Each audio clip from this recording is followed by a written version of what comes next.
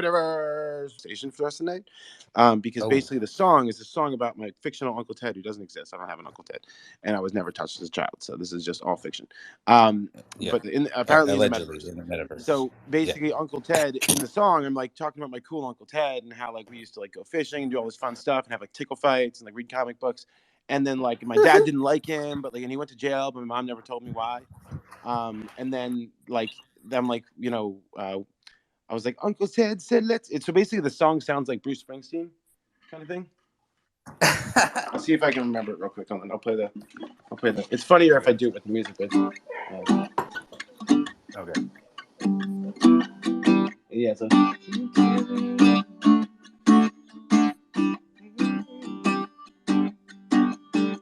I remember it. Yeah. So this is like I'm talking about Uncle Ted the whole song, and then this is like the second verse. So it's like Uncle Ted said let's go fishing down by the creek. My dad wouldn't let me go, so outside my window I'd sneak. We spend all night, fishing around. I don't really remember the fishing, but I remember waking up the next morning all sticky from all the fishing we did. Uncle Ted fucked me in the shed. Oh shit. Oh shit. Oh my god. And then I literally like 2 minutes on stage, awkward laughter from the audience. As I'm just like, and I just killed it with the song. And they're like, "What the fuck just happened?" And I'm like, and I pull out my phone and I call my mom on stage. Not really call my mom, but like I pull out my phone. And the whole bit I had done before all the stand up was about like me calling my mom, and I'm trying to get to the point. And she's like, "Did you see the Kardashians? Did you see Game of Thrones last week? Like, are you coming home for Thanksgiving?" And I'm like, "Mom, you know." So I'm like on the phone with her, and I'm like, Mom, no, I didn't see the Kardashians. No, yes, Khaleesi's gonna get the dragon. Mom, and I'm like, and everyone's like dying laughing because I'm like, everyone's been there, you know. Like, I have something important to ask you. She's like, what? I'm like, so you know, Uncle Ted, you know your brother Ted. What did he go to jail for again? And then I just sit there and wait. And everyone's like scared. Everyone's like leaning in at this point. God. And I'm like, little kids. No, Mom, I did not know that. No, that would have come up. No, I didn't know that. Okay, well, no, I'm not coming home for Thanksgiving. Yes, I'm coming home for Thanksgiving. And I'm like, I gotta go. I'm on stage right now. And then I hang up the phone and then I look at the audience and I just go, thank you, and I run off the stage crying, outside onto the street and just leave. And I came back in the back door of the venue and just watched from the window and like eventually like settled back into the crowd and just like watched as every single comedian after that was like, what the fuck just happened? It was impossible to do comedy. Dude, Jermaine Fowler, who was our headliner that night, comes up and he was like the only one who was able to like bring the thing back on track because he just came up and he was like, y'all remember when that dude just like found out he was diddled on stage? He's like, that was fucked up. He's like, anyone go check on him? Like, that dude needs a hug or something. Like, is he okay? And like brought the house down with that fucking. So he like brought it all back together. So even though you're off stage, your bit is still going with all the other comedians. Yeah. So it's like and every other comedian now did like a molested joke after that. Like they all changed their sets because like I made it like okay. Kind of like I was like, here's the line. Kind of like when I got in touch with my feminine side and I brought myself to the police station and turned myself in for sexual harassment. For sexual harassment for getting in touch with your feminine side. Yeah. Yeah, I sexually harassed myself when I was getting in touch with my feminine side. Yeah. Expert advice. You can report the cops on yourself. So on that note, let's bring up Sessions. What's happening, bro? Good to see you. Yo, what up, guys? That was our opening monologue bit of the show where we do a little comedy at the top. Nice. Molestation monologue. Awesome. Right? He's like, oh shit, what did I walk into? How funny is that fucking song? I don't want to be associated with these guys. Bro, I pull that song out anytime. It's like, not if I'm bombing, but if like I'm just like, fuck this audience. Yeah. That's what I've been in worse positions. Oh my lord. Oh my lord. Well, I was gonna play our one of our theme songs because the first like verse really outlines, what are all these people doing here? kind of thing. Should I play it? So, Session, And you're gonna then love these. So these are music created by you're gonna Formula love this. 69, who's right next to you. I'm just gonna play one. I'm just gonna play So you one guys see because him it up in the speakers. really, Formula 69. He created both of these songs for us. One of them was written by and Donald. one of our all-time fans, Donald, who's been here since day one. Yeah. But this one was written by Formula 69. Which one are you gonna play? Latin theme song or English theme song? We have both languages. I'm gonna surprise you. Okay. It's a good one. This one was written by Donald and then recorded by Formula 69. I guess you don't know why you came here tonight. Got a feeling this too ain't right. But you laugh and you fall off the chair. And the cool and the chill and the fair.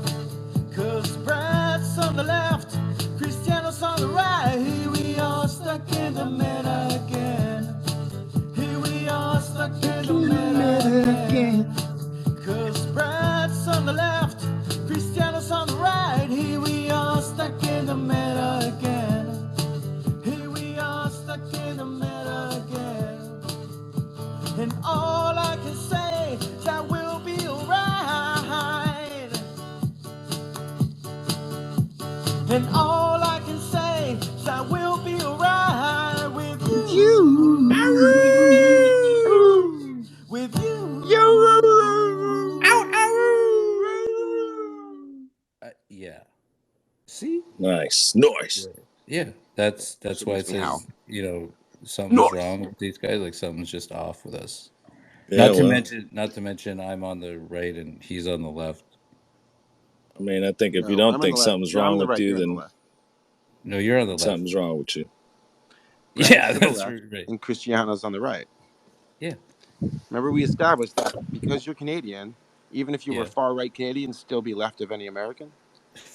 Factual facts. So you're technically on the left of the global political spectrum. Yeah, that's why he's on top. That's why it's not funny. He's on top. Yeah, you're on top, chilling. I'm chilling here with Brad. He lives in Canada's hat. America's chilling with G-Funk on the flip flop. Canada is America's G-Funk era. Yeah. Okay. All right. So, Sessions, tell us a little bit about yourself, bro. I was telling Brad, I saw your you have the world record for the longest freestyle. What's that all about? Yeah, that is man. Insane. So I've been freestyling on Twitch for like coming up on 3 years in December. So that sort of just was like something that I got inspired by somebody I knew that went to a Twitch con, and I was like, oh shit, this is going to be like the future. People are going to probably start streaming to perform and this and that. And right before COVID hit, it was December 2019. So that started me on that. And I just started broadcasting, learning all about that and using the culmination of all my like experiences with a hip hop group, rock band, visuals, photography, everything all together that I could use on Twitch. But then after all the freestyling, I basically joked around like last year and just fucked around and filled out a Guinness Book of World Records, and then they ended up approving that shit. So I was like, oh shit, I really got to go through with this, and ended up going for the world record on my birthday. Because the year before that on my birthday, I did a 24-hour stream, so I knew that I was able to at least stay up doing it. And then I went for it, and then I had my band that I'm in, Gadget Jam, who we all just get together and do improv, like freestyle jamming, and we have like a bunch of electronics and visuals and music and whatnot. So it basically came together with them being my witnesses and helping me set everything up. And we did 44 hours, 44 minutes, and 44 seconds of freestyling with 5 minutes every hour for a break. And, certain rules I had to follow. Like I couldn't say the same thing every 4 hours, or I couldn't say the same phrase within a 4-hour frame. I had to, I couldn't let the beat stop more than 30 seconds, stuff like that, basically, and just followed all the rules. Trained for it, and then now I just got to finish the evidence is the biggest thing. So how do you do like the washroom breaks? It was right there next to it. It's got to be a public place, so it was at my boy's art gallery, and it's just right there in the next room. I didn't really have to go too much, but you just go to the bathroom in between on the 5-minute break was the only time you were allowed to. So you got 5-minute breaks. Yeah, for every hour. So technically it was 55 minutes. But it was still. I'm pretty sure that's in the Geneva Convention. I'm pretty sure like you have to. There's like certain things where it's like Guinness doesn't want you to die. Yeah, it's like I did 44 hours and I got a urinary tract. So were those know, rules set up by Guinness or set up by you, or was it like a negotiation and conversation between you guys?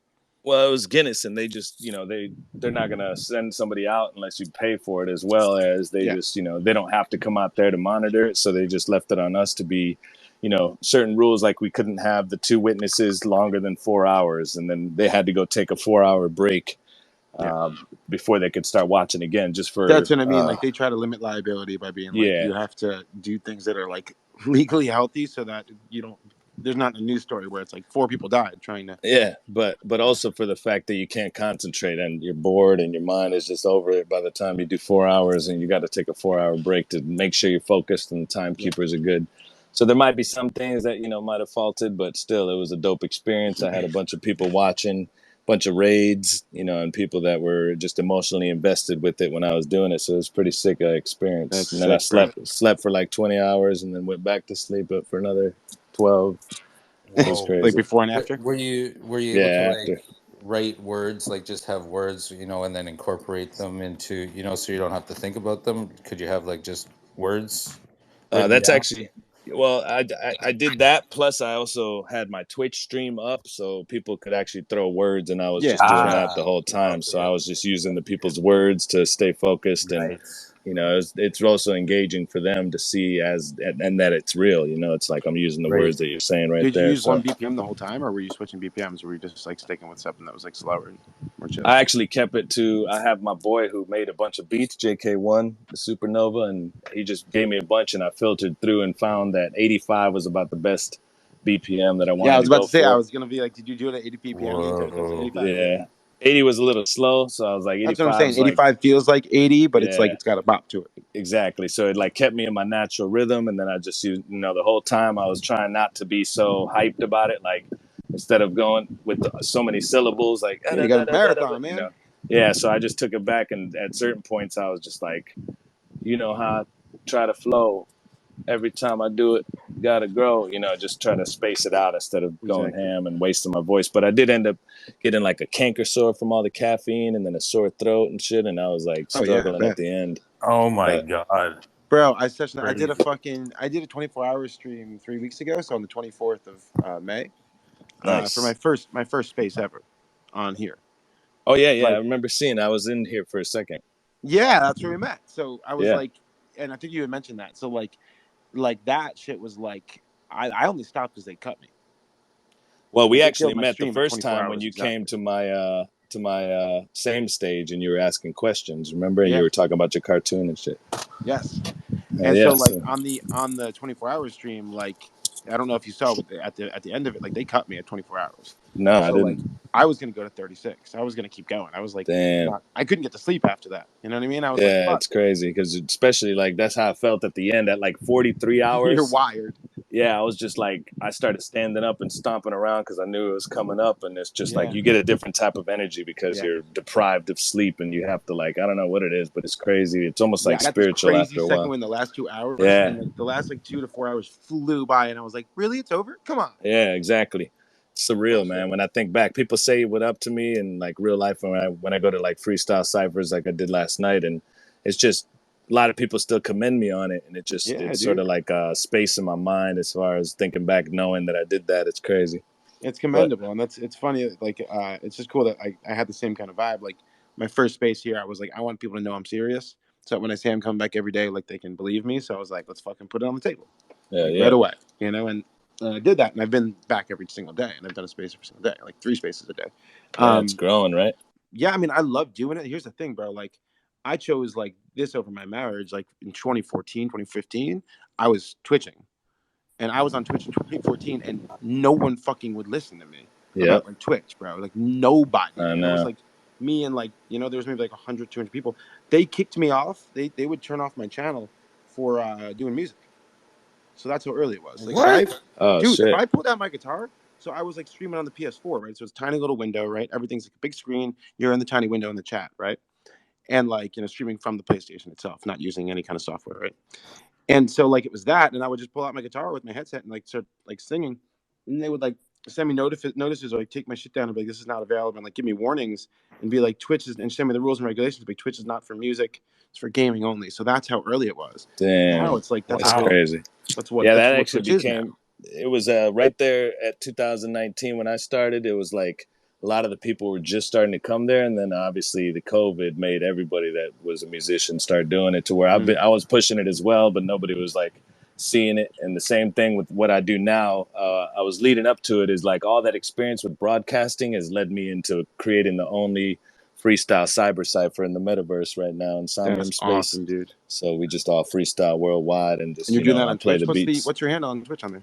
Everything's under the same S Sessions with a C. Nice, bro. Yeah, so Yeah, you can find everything. Bro, I'm gonna check that out. I'm gonna beat jump me in there to it. because like I was thinking about reactivating my Twitch account, and it's mad funny because it's like my Twitch account. It's like a minted OG.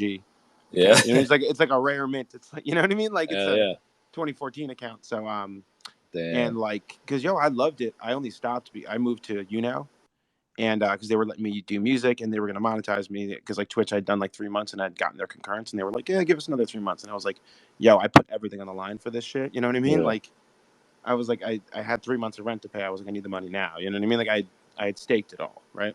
Mm-hmm. And so I like left and did now instead, and they were paying me, and I was able to do music, and then they shut down. But like, and then I left the streaming space. But now that I'm coming back, like, I would love to jump in there and spit some bars and shit. And it's basically just all the things that I do, like even that same stage I do on Twitter Space. It's really, I've learned it's about the community and expressing and creating. So I just do it for other people to have a platform and just to connect with everybody. Are you doing like a simulcast, or do you do spaces while you're on Twitch?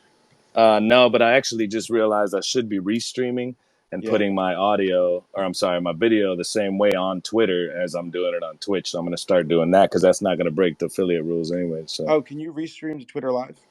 Yeah, that's what I just heard. And it used to be what was that other one called? Periscope.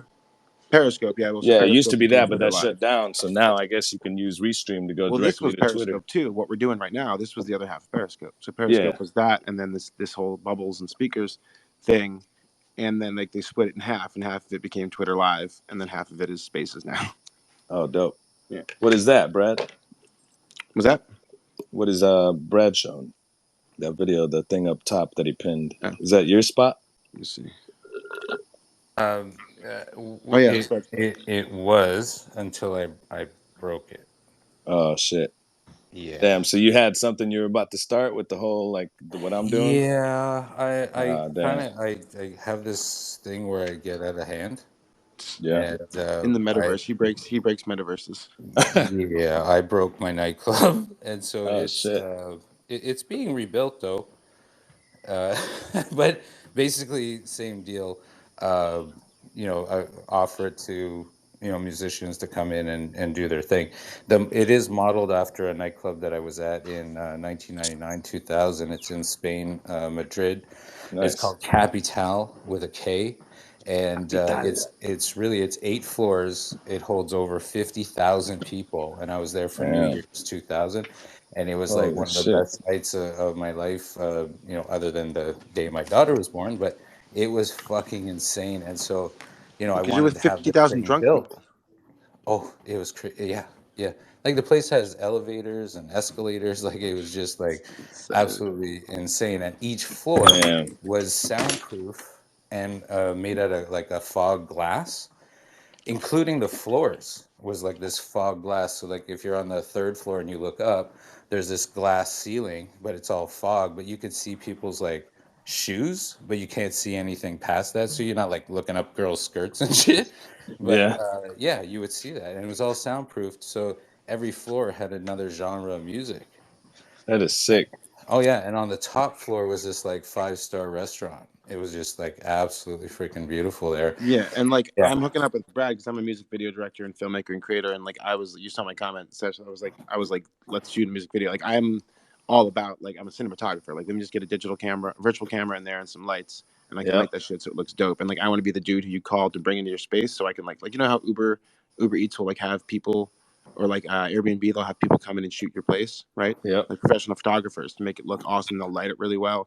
So like that kind of thing where it's like the stock lighting you got in there might be great or it might be shit, and you don't even know how cool your space could look until you actually bring in a lighting designer in there and be like, all right, here's how it should be. Yeah. You know? And is there another tweet or message you would like to have up top there? I'll post it up for you. Let me see. It's basically that, and or you can do it yourself. Let me see. Yeah, and I don't want to put you on the spot, but I have this track. Like, well, first off, me and Christiano go to a lot of freestyle rap spaces. I don't know if you've ever been into Bruce Banner's spaces. No. Or Jeb Deasy. No. Well, I'll start inviting you if you're. Yeah, man, definitely. Time zone you're in, but I'm in Florida. Okay, so that's Eastern. Fucking sweltering jungle over here. Yeah, isn't that Eastern Standard Time? Okay, so we're on the same. Yeah, time. It is. Yeah, yep. So they usually go like super late, like they'll start around 10 p.m. and they'll go till like 6 a.m. kind of thing. Oh, okay. So you can jump in whenever you want, but and it's like the dojo. It's like he calls it the dojo. Yeah. You just go in there and just like iron sharpens iron. We all just super supportive. No one's like really battling. It's just like. Yeah, that's basically what mine is, And I'm about to drop. There's really no other post. There's the one other post that I made where it was about. I could send it to you, and it's basically the basement, which is going to be because the club is called the Basement with BASS, but this is going to be the minted card. Yeah, the basement. Love the fun. Bro, this could be fucking great. You can onboard a lot of fucking dope rappers from this Dr. Bruce Banner space, yo, because like we're all yeah. And what I'm gonna do is make it to where if you got one of the battle cards, then you could challenge anybody else who has a battle card on the moment, and they have to accept. Fuck yeah. So Dr. Bruce Banner has this whole he has this whole thing on there. So it's called Wicked Whales versus Salty Shrimp. And so basically it's like a constant running like rap battle and like cypher kind of thing where when he brings you up and he asks you a simple question, he's like, are you a wicked whale or a salty shrimp? Right. And then based on your answer, that's like the group you get put in and you get a PFP and everything like that. And, eventually, and like you go into the battles and you rep for your team. Right. Yeah. And it's pretty sick. But so it's a great concept. Really, Brad, by the way, I got jumped in. I got jumped in 2 days ago, bro. What'd you pick? Wicked whale, baby. Nice. I'm a whale too. It reminds me of goat versus fish on Twitch. I don't know if you know who that is, but was it goat versus fish? You said? Yeah, it's a crazy motherfucker. He's always just saying goat versus fish, and just like it's all about that. And if you're a fence rider, a goat, or a fish, and it's just people get into it because he does crazy shit. Yeah. So I normally just play music in there and say the odd stupid thing just to get some laughs and whatnot to break it up. But Cristiano here does a lot of the freestyle stuff. I write, but I for whatever reason, if I try to freestyle, I seem to miss the entrance beat like 100% of the time. So it's kind of like, start a race, trigger goes off, I trip off the start, and then I'm playing catch up, so I'm just like, fuck.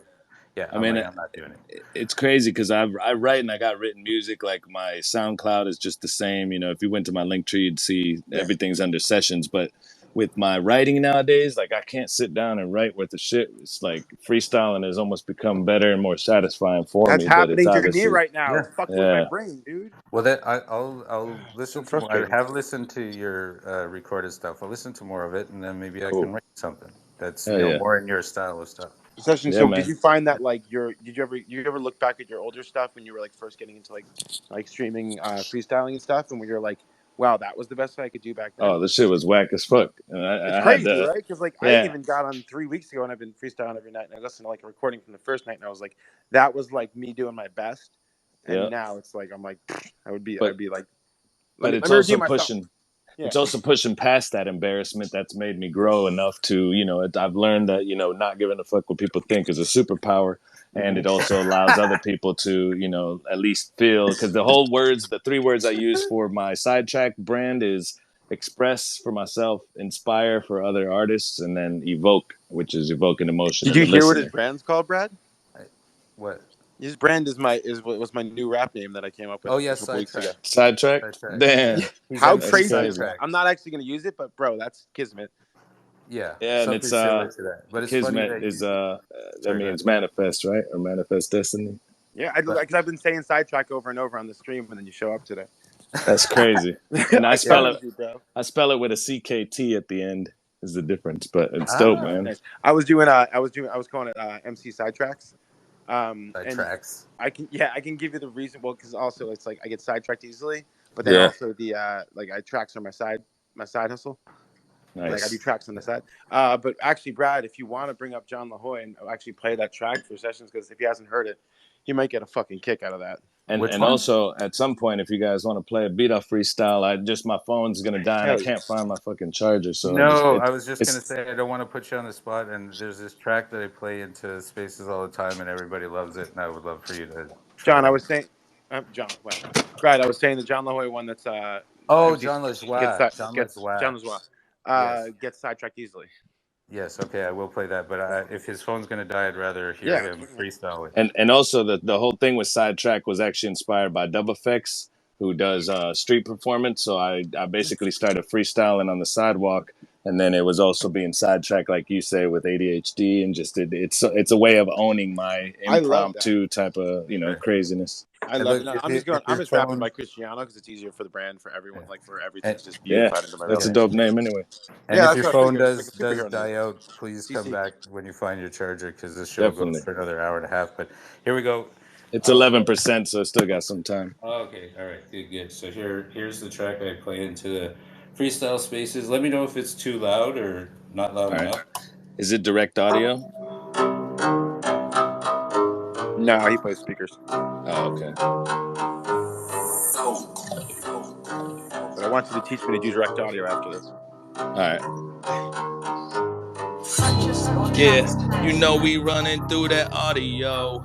This is how it is, I'm cutting it with cardio. Cause you know that I'm busting it out and I'm coming through with that gnarly flow. Yeah, that's how it just gets, and I'm drinking up all of that barley slow when I'm getting it up. You know me, I been hitting them up, and they know when I'm all in the cut. That's how it gets all on these Twitter spaces. You know when I be just coming pacing, always just racing in my mind, and it's always just gone and it's always erasing. This is just how I'm feeling so fine, I'm feeling divine, that's going it's on it.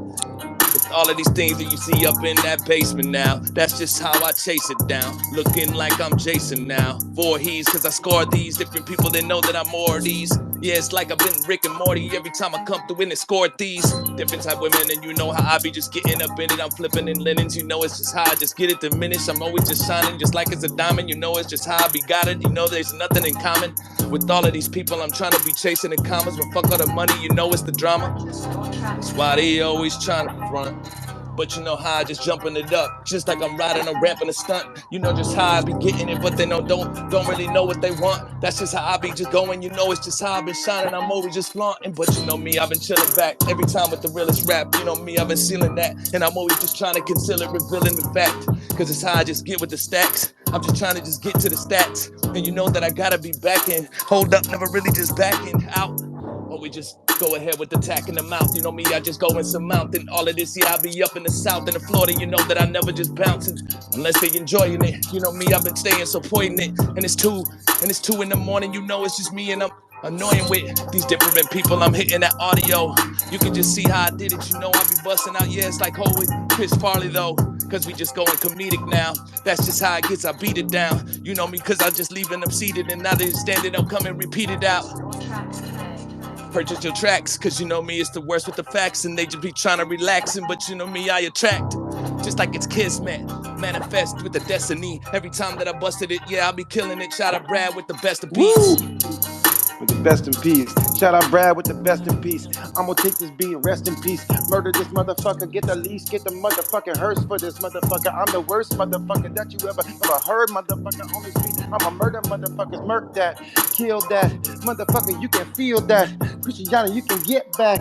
Yeah, motherfucker, you don't get gat, and you only got stacks. You know, you get gats, you never got that, you never got nasty. Yo, sweat you motherfuckers down like nasty. Yo, you motherfucker ain't got that, though. Yo, got the flow Italiano, though. I got the big fucking dong, though. Yeah, a ding fucking dong ditch. Yo, this fucking wrong bitch. Yo, she coming at me, fucking with me, yeah, she sucking that seed. Yeah, she sucking that seed. She's a winner, all she do is succeed. Only way to succeed is if you success. But you know that I do it, I gotta just come through and they can't see me like Loch Ness. Cause you know that I keeping it locked in, and I gotta be the one to be talking. Just like it's an apostle, but you ain't stopping that. You know I just kill them impossible. You know how it is, never just stop the flow. Cause I gotta be the one to come tropical with the different type flows, and I'm keeping it pure. You know me, I'll be Honduran, and I'm sure with these different thoughts I insert. You know me, I just busted, it's been working. That's how we get to been berserk, and you know how I go through, now she's squirting. Yeah, bro. I love your syncopated flows. No. I love your syncopated flows and shit. Like it really shows. You can tell when someone's put in like a certain amount of hours, like they've done their 10,000 hours. Yeah. You know what I mean? Like it really shows because it's like the comfortability on the beat to That be was able to do that stuff. insane. Where you're gonna be like papa tapa tapa tapa tapa tapa hamana mamana. It's like that kind of thing. I always ask people, I'm like, do you play snare? Like, do you play snare drum? Because like I play snare drum. That's how I got it. And that's where I got that from. Exactly. You know, some people tap dance with. The cadences and all that, I think, is just from my Hispanic roots or something. Just having there that you go. I cadence. was like, why you got rhythm? You just like put our replay listen value up like 100%. Seriously. Holy fuck yeah. fuck. That was dope, and the audio sounded pretty dope too. Insane. Yeah, the audio was good. Brad's the go-to. He's like the guy you bring in when you want to do like a sound check, and you like he'll jump over to another room. He'll like spin up a room and just be like, come in here, and he'll sound check your artist for you, and be like, all right, that sounds perfect, and like send you back. Hundreds of people to play music in their spaces. I have really sensitive ears. I don't like listening to shit ass music like coming through. And I actually Twitter's not the greatest for playing music. Yeah, no, I was gonna say I tried to do a direct audio in for my same stage I do on Tuesdays because it was a Web3 chat and I didn't have guests, so I was it didn't because I have this Go Mixer Pro, which is for iPhones like an iRig. It just ignores it, right? It just doesn't have the same quality as if you were going direct in with anything else. Oh, but it did hear it. It didn't like ignore it heard my voice, but it was just lower, and then I couldn't hear the beat, so I got to figure it out. Here's some info for you. Each position in Twitter Spaces here runs on a different bandwidth and has different capabilities. So the host can play music in the background and still talk without cutting out the music. The co-host position here, other than myself, it sucks ass for playing music into spaces. Their listening experience is different than the speakers and the listeners. So, like, if you were doing it from a co-host position, that's probably why it was sucking some ass. Well, it actually was the host position that it wasn't allowing me. Like, every time I played the beat, other people would rap, and then it must have been good. an off Twitter day. I would chalk it up to that. But either way, the position is the best spot to play music into spaces. However, not the greatest if you're going to talk while the music is playing because you'll cut out the music. What I mean. And obviously, the listener position is the best for a listening experience. However, they're on a 10 to 15 second delay. So, like what I'm saying now, they'll hear in 10 to 12 seconds from now. True. But yeah, other than that, fuck yeah, that was realistically, dope. Like my setup, I'm literally one speaker and phone, and it's about the distance from the phone to the speaker that really makes the difference. I tell people put your ear where the phone is and see if it sounds good to your ear, and then it'll sound good to the phone. Yeah, and then like what you're saying, because how you played that just now was clean and almost louder than if you would have did it direct. So I might just play it out on my TV or something and just play the beats through my TV. And I have my speaker at 50%. That's a good idea. Okay, and then I just adjust the space, the distance between my phone and my speaker, so that it sounds louder for you guys, and I'm not killing, my neighbors or things like that in the house. So, but I think the best configuration is like if a speaker plays the music, right? Yeah. And then co-host can like sing over it and like do melodies or whatever and do background noise while other speakers rap. That's what I found actually works too. Oh yeah. If someone wants to like sing and do like melodies and stuff, he's like bring them up to co-host, and it won't cut in. But if the host interrupts them, it will cut in. Yeah, right. If the host wants to say anything, it cuts everyone off. Because the bandwidth on the host is the highest, so you would cut it out for sure. But yeah, like the weird thing is you want the speaker, you want the music at the lowest, at the end of the bandwidth chain, right? So you want the speakers playing the music. Yes. Right. Yeah, because then everyone else can layer theirs on top, versus like having the music on top and then it's cutting them off and it's drowning them out. Right. However, but you guys. I was just gonna say, if you guys ever want, that'd be dope to have you at the basement on Mondays. It's at 8 p.m. Eastern Standard Time, and then we could definitely keep doing what we just did. Oh, well, that's 1 p.m. is great because that's show though. 1 p.m. 8 p.m. Eastern. So that'd be where you at, Christiano, California? I'm Cali. Yeah, I was gonna say that'd be 5 p.m. 5 p.m. Yeah. How long do you guys go? I just go till the energy dies. For the most part, like an hour and a half or two is how it usually starts dying, and then I just get out of there. But I've been doing that, and then I did the Twitter space. But do our show at the same we can do both. Time as your show, but from inside your show. Yeah, that'd be dope if you played the audio through or something like that. Well, if I'm listening to your Twitch on my computer, and I'm sitting at my desk right now, and I'm just listening to the stream there, right? Because how do people call on a Twitch? Is it like I Twitch on my computer and they can merge us now? Well, like you just to get to the basement, you just go to the browser. If you go back to the one link, the one that I just, if you see that first link with all the people. With Twitch, like how does Twitch have the functionality now, kind of like a Google Hangouts kind of thing? Yeah, or like Zoom, like they have multiple screens now where you can merge people. No, it's not like that. It's actually the basement is actually where people go to, and then they just need headphones and a microphone, and then I play the beats through my microphone because I have a looper, RC505 looper, and so that's coming through, and they can hear that beat. But what I'm saying is, like, you're able to hear their audio through Twitch? Yep, everything is through, coming through my Twitch, through my OBS. So whenever I'm, the browser's audio is going through my OBS to my Twitch. Gotcha. And the cool part is that actually I have a browser screen. Did you build that? Yeah. There's a comedy club that it used to be a little different, couches and other stuff, and I just redesigned it to look more cyber and all that with the builder that Somnium Space has. So yeah, I basically made that look like that. Put the speakers. And Somnium Space, you can go on desktop, right? You don't need VR. Yeah, so that's what I was going to say is if you click that link on that picture up there that's pinned, you can go to the basement right now, and then I could walk around and show you how it is and shit. So it's crazy. And it's like instant access, low latency. It's almost like Discord. Well, thank you for hitting us up with another space because like we were my favorite one. Brad's likes OVR. My favorite one so far was Spatial. I don't know if you fuck with Spatial. They're like I haven't. Basically, it's like Somnium Space. I guess is the easiest way to say it. They're just same thing. Yeah. You can use it. Can you use it on mobile, Somnium Space? Yeah, it's just not the best. Obviously, it's compared to desktop. So, Spatial has the best mobile experience. That's why I like them.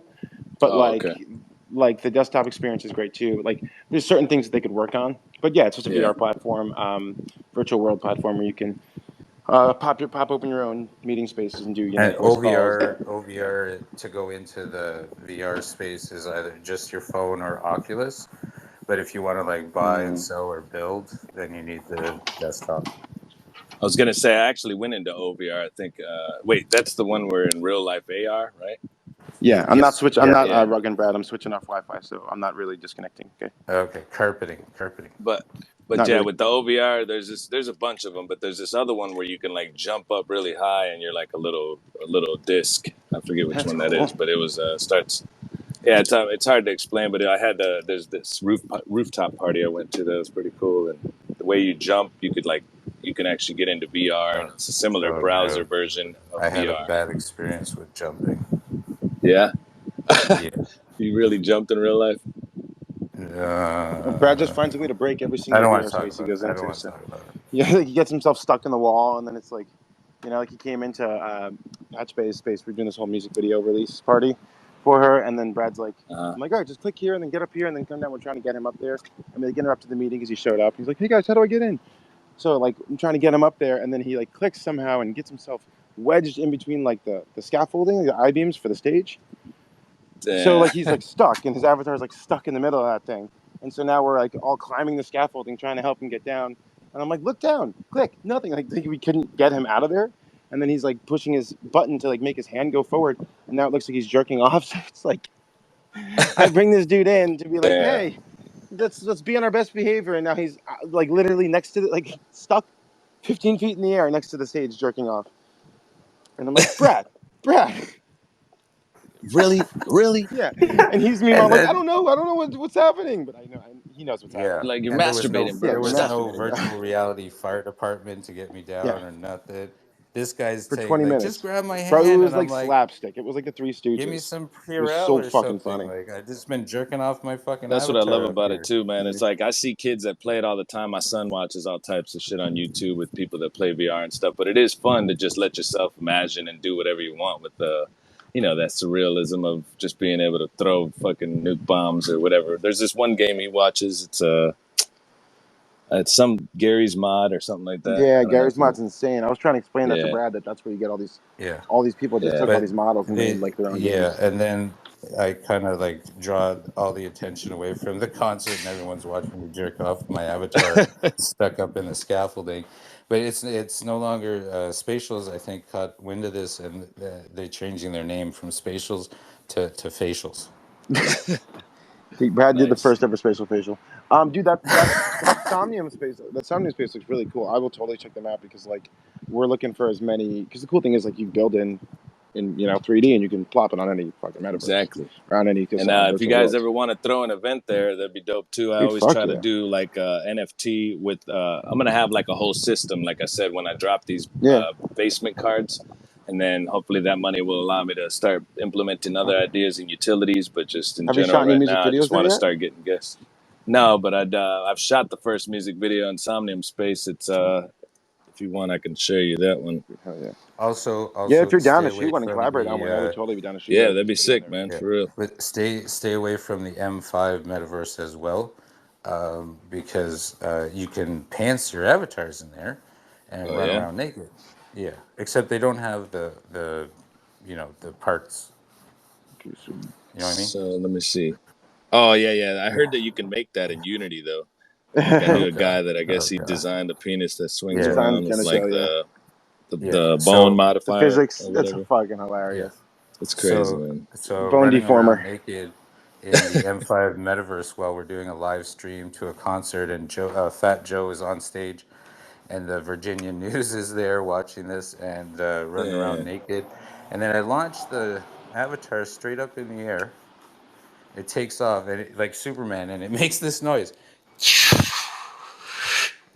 What the fuck? So it gets up in the air, it hits a plateau, and as it comes crashing down, it's doing like the windmill. You know, like when you're jumping, you're just swinging your arms and legs around. Yeah, like ragdoll smacks the ground. It smacks the ground. All of a sudden, I got black socks on, butt naked with black socks. It's not a good look, and broke both the legs on the avatar. So I'm flopping around it naked.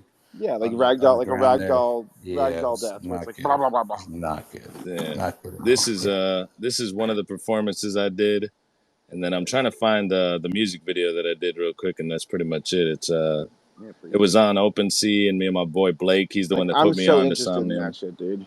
Yeah, he put me onto it, and then ever since I went in there inside the world with like the PC client that you download instead of just using the browser, like once I did that, I knew that this was the future I wanted to concentrate on, so I just went full time at it. That's sick. So, yeah, I mean, I'm so excited. I want to be one of the first cinematographers. Your VR platform. Why? Because the last two I've been in, you broke. Yeah, you left them. I don't want to fuck up your VR platform space. What's gonna happen now? Flying around naked in one and then jerking off in the other one? What's left? And how else can I embarrass myself? If you dope. Well, I could come up with some. You're okay with this? Okay. Like I said, embarrassment is it's good for the soul. Well, you were mentioning, embarrassing and stuff like. When it comes to like my daughter and stuff like that, I'll go out of my way to embarrass myself just to, make them comfortable, get that reaction. Yep, that too. That's what I do everything for, is shock value and to shake people out of normalcy. Exactly. Yeah. So you'll be a natural fit for this show. Okay, exactly. So right at home, bro. So I'm really interested in that. Like, I want to be one of the first, or I guess the first, like go-to like cinematographer for this Web3 world. Yeah, man. Check out that last one I just pinned. That's the music video. Shit's cool, bro. Just watching that. Yeah, and that's basically a quick song I wrote the day after I got out, or the day I got out of. Like I said, when the day I was inspired, I started writing, and then I wrote that real quick by looking up different attributes of Somnium, and then I posted it. We made a video. My boy Blake shot it with the green screen as a VR character and moved around with he killed it, and it just came out to be a dope project. Wild, man. So you guys you just put a green screen in Somnium space and you had him just perform in front of it? Yeah, he just took his VR and performed in front of it, and then he put another camera shooting the angles of what he wanted as the background, and then he put that as the background of being. So he literally there was like a virtual green screen. in there. So it's fucking nuts what you can do, and it's only getting better. That's awesome, man. We just take a second. It's just fucking great, bro. Talk to everybody in the room and retweet the space out. We get some more people in here, and Formula again, always welcome here. Open mic, young G. Haven't seen you in a while on space, man. Nice to see you again. And definitely invite me to that one real quick when you do get a chance. I'm gonna actually have to get out of here, but invite me to that one so I could show up to that one you do. Yeah, freestyle thing. Which one? The Cypress? Oh yeah. Yeah, Bruce's space. Yeah, for But I sure. appreciate you That's guys that's having me, that's man. around This is 10. Of fucking, this is course, dope, man. man. And I'm glad we met and we could fucking keep the I'm so glad networking. we met. I'm so excited to bring you into fucking Bruce Banner's space, and like they're gonna be like, oh, you Oh because yeah, like yeah. when No, you you're bring gonna step someone it up. in, it's Yeah. like the person has to like not embarrass you. Like so when Brad brought me in, like I had to like not embarrass him. You know Yeah, what I you mean? Like killed it. and I so like your you're gonna style. thank you, I appreciate Yeah. it, man. I love your style. Like so I'm excited to be like, yo, I got a spitter for you, and they're gonna be like, all right, let's see what you got. Yeah, yeah. You know? Yeah. I'm gonna And like start they're off such a whack good too. I'm group. gonna start off like, yes, I do this as I this Yeah, like yeah. to type rap. of, I rap and then I'll so just start good. killing it. Like Yeah. pretend you don't know how to play basketball, and then Yeah. you're Exactly, the and then be a Look at the ringer. motherfucking gonna come in yeah. there. You're gonna bring a ringer. Yeah, Hell that's yeah. good. You motherfucking day, I We don't know. should do that Just for real.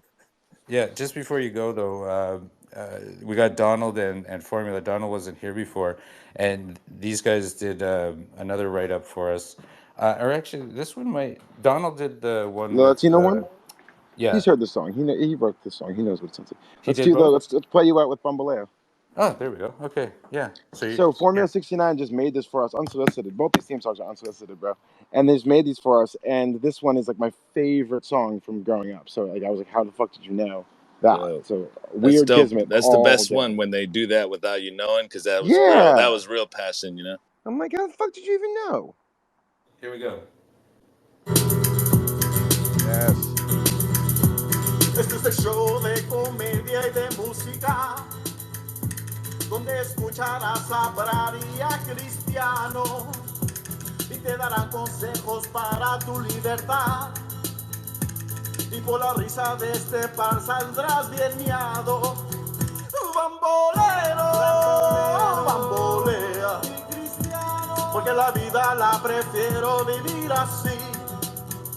Bamboleo, bambolea, porque la vida la prefiero vivir así. Vale, Teo, a la que estás escuchando esa brand music NFT y a Cristiano, vale. Vale. I love her at the end. You hear him say, "And Brado, musica and NFT." So Formula 69, what were the lyrics Yeah. again? This is the show of music and comedy with Brad and Cristiano. What was it? You'll laugh till you fall off your something like you'll laugh till you be well pissed, something like that. Yeah. You laugh till you fall off the scaffolding. Yeah, yeah, no scaffolding. You'll laugh till you fall down, and then you will end up well pissed. That's this In the one. end, you'll end up well pissed. That's that one. I pinned up to the top a special picture of Brad and I that was inspired by that song. You guys want to go check that out? That was also made by Formula 69. That's me giving Brad guitar lessons.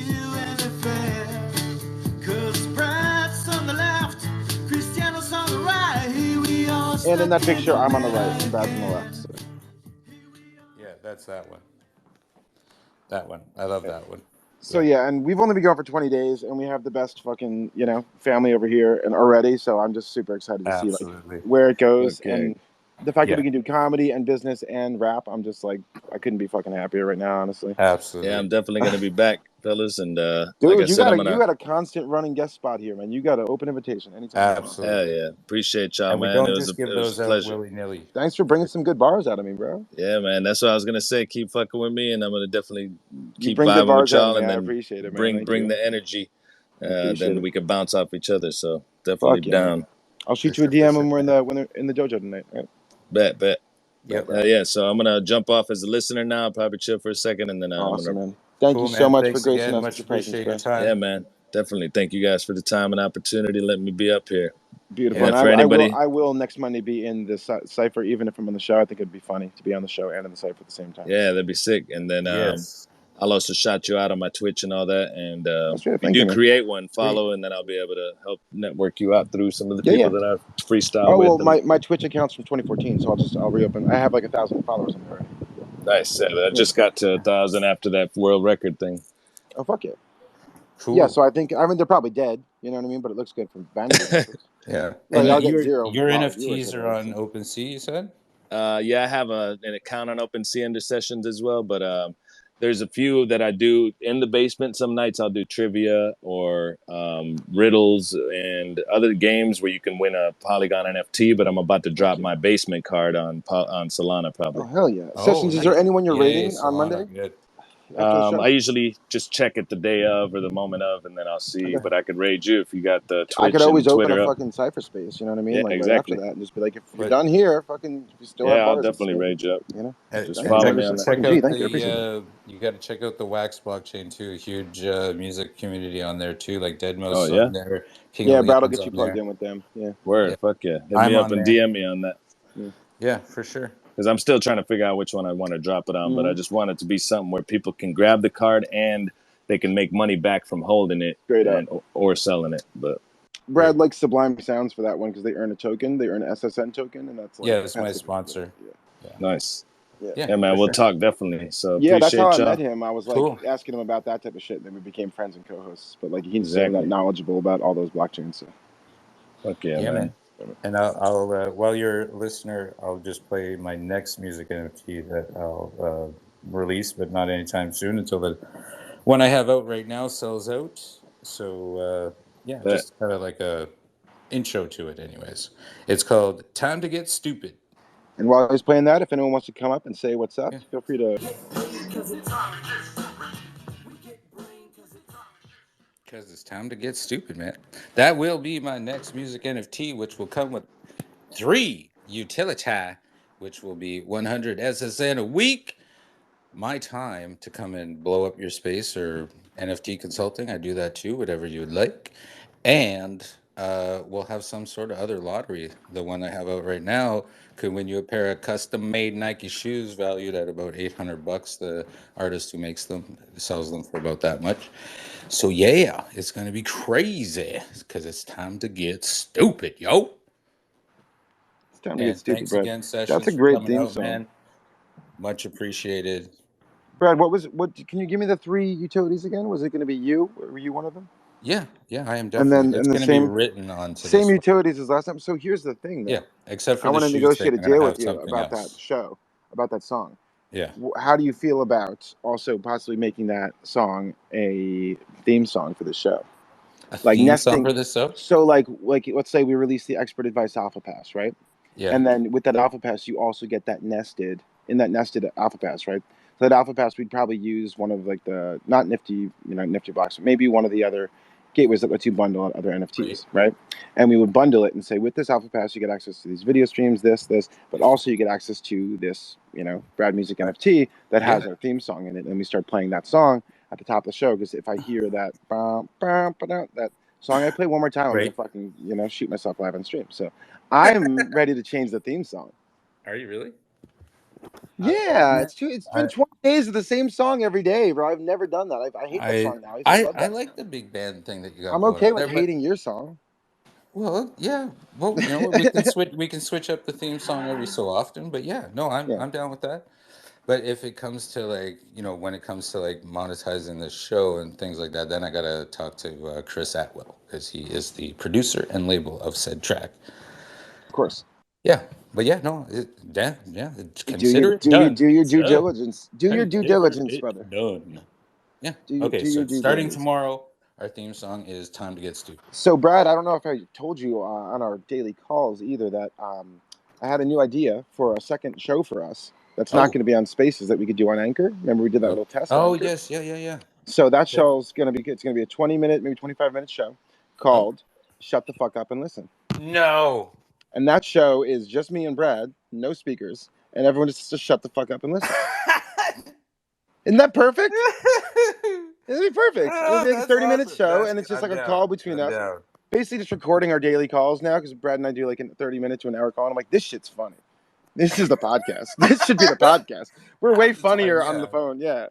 So that should be the podcast. As long as we're not complaining about something. Yeah. So second show, it's going to be Expert Advice presents Shut the Fuck Up and Listen. Oh my God. Actually, we could spin some of the stuff that we could Maurice, I know. That's what I'm saying. It's like that's where we could get it. Yeah, we could do the soapbox and get it off our chest. Right. And complain, and then we don't have to be cranky bitches on the show. Yeah. And we can just be good hosts to our guests. We're not like, and another thing. I'm like subtweeting people we did business with all week, and I'm like, and if you come to me asking for fucking money before you're ready to do some work, I'm gonna fucking kick you out of my room. Okay. Dropkick pencil case. Yeah, dropkick pencil case. Marie's got tennis elbow. What's up, Marie? Damn, mate. My hand fell asleep. So I have a question and I need expert advice. So what's the worst song? If you touch yourself while your hand is asleep, it'll feel like someone else is doing it. Free expert advice. All right, go ahead. God. Thanks for that advice. Yeah. Wrong show. It's called the Stranger. No, wrong show. Nice. Yeah. So, what's the worst song to get stuck in your head, and how the hell do you get rid of it?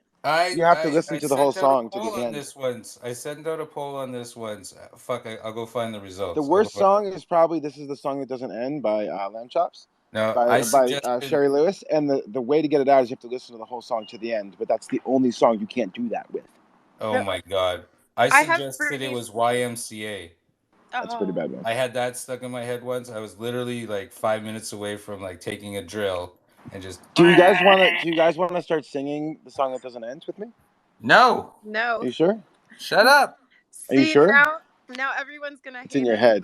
Because when I'm gonna go find the poll. I feel like there's listeners who's never heard the song that doesn't end. I'm gonna go check.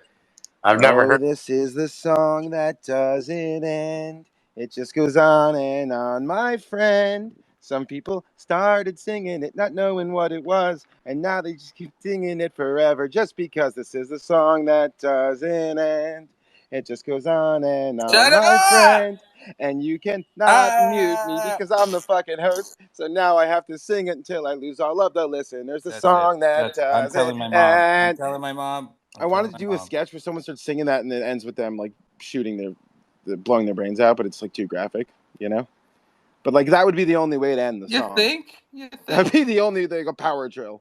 Like duct tape maybe? Duct tape. Okay, I gotta go find the poll. I did a poll on this already. They start stuffing like marshmallows in their mouth and they're like if you do a poll, does it show up like in your media stuff? You know? So, I don't know. Yeah. It was just so you guys know, even though you guys can't hear it, the song is still going in my head. This might be the beginning of my descent into insanity. Can't you search your own tweets? Can you? I think so, but I have Britney Spears stuck in my head, and I really want to like blow it off right now. So how do you get rid of it? Which one?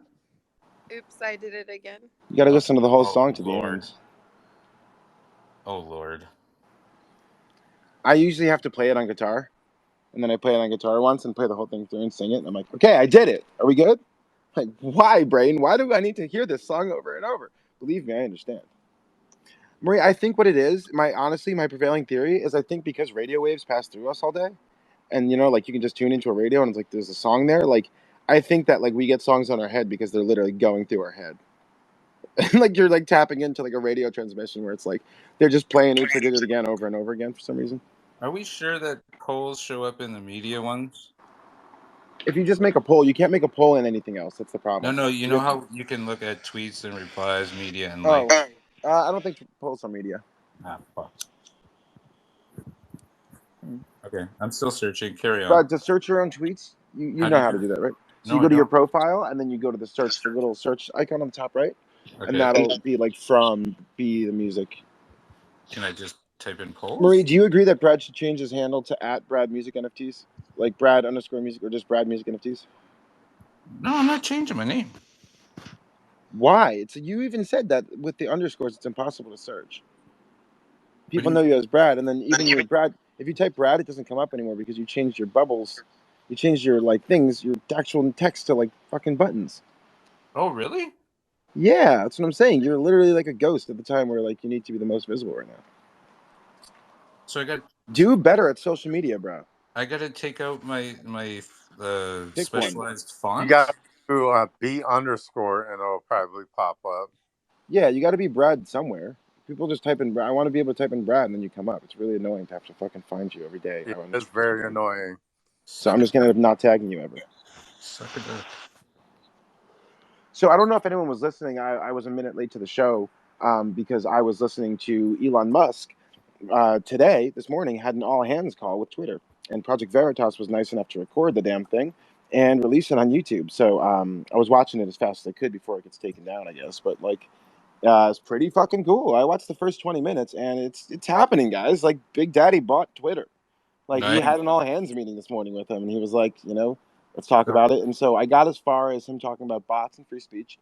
He said there's a difference between freedom of speech. I was interested in actually, if you guys wanted to, we could totally play some bits on the show and like stop and talk about it. Maybe that's tomorrow's show. I can make like a list and we could like make that the topic of discussion for tomorrow. That's a great idea. Yeah, because like, so he said there's a difference between freedom of speech and freedom of reach, which is very interesting, and I think that that's going to be his big like soundbite from that. Like I'm going to tweet about it like today and make a little thread about that because he's talking about freedom of speech. Everyone should have freedom of speech. You can go into the middle of Times Square and deny the Holocaust. You know, you might not be a good person for doing it, but like you still have the freedom to do it, right?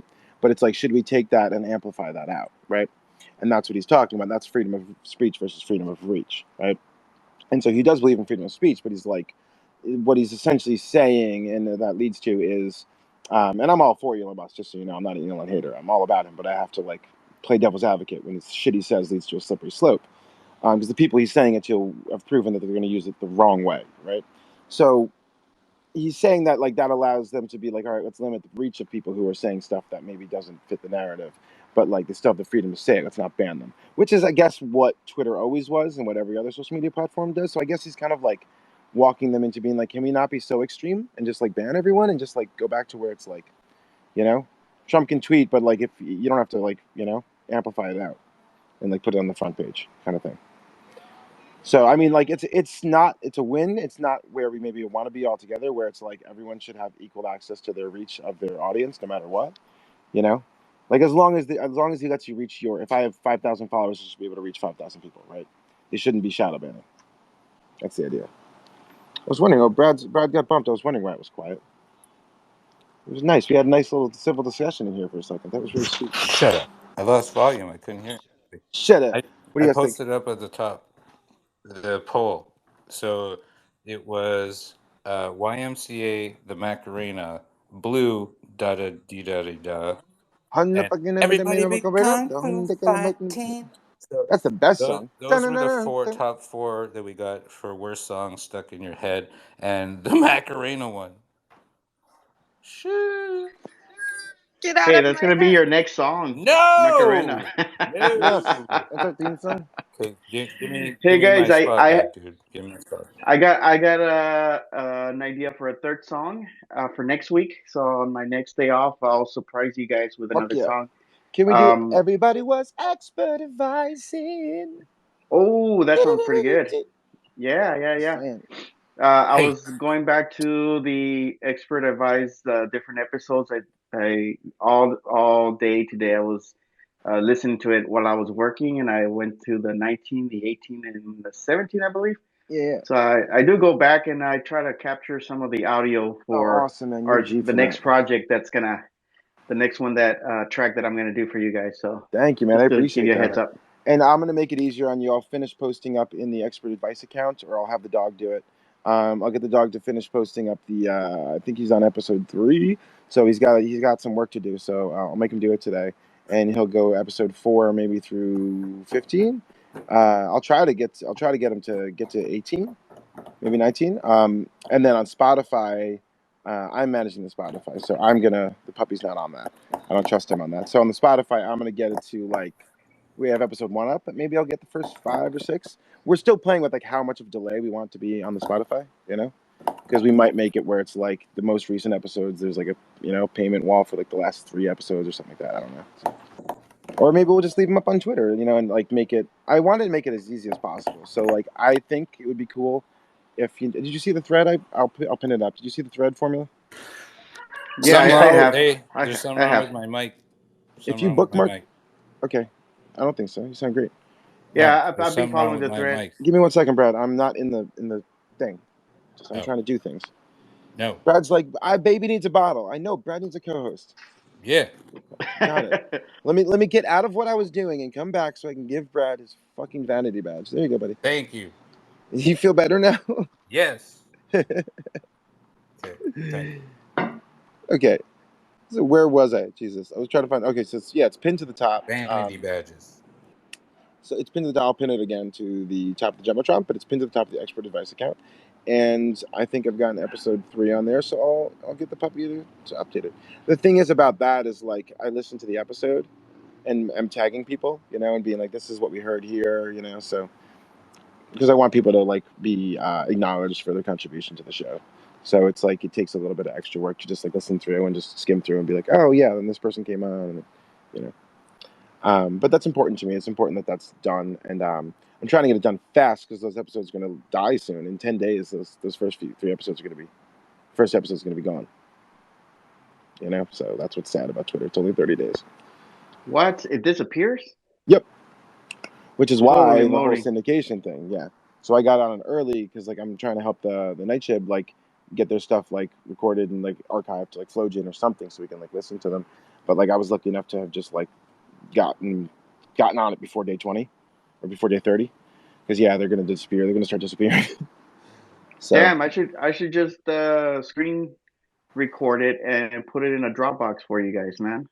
I mean, I thought about it, but it's going to be screen recording the whole, 2-hour episode. Yeah. You know? Dropbox. I have a phone that I use for like recording when we go record in big stages. Oh, dude, if you wanted to do that, yeah, I mean, I could totally. It has a shitload of memory, man, Dude, that'd be huge. I could totally, put up a Dropbox. I could totally pay you for that, like per episode. That'd be fucking awesome, man.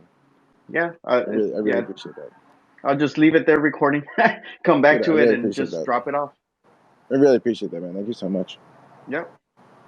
Yeah, we'll figure out a good rate. Like 10 or $20 an episode. Just like this is like you're not just passively doing it, but I want to like reward you in some way with like we're not like loaded with dough, but it's just like every little bit helps, and I want people to be able to like you've just been so cool to us too. So I would love to. That would be a cool little way to like set up some passive income, so figure out a cool rate, and then like how much work and effort it is for you.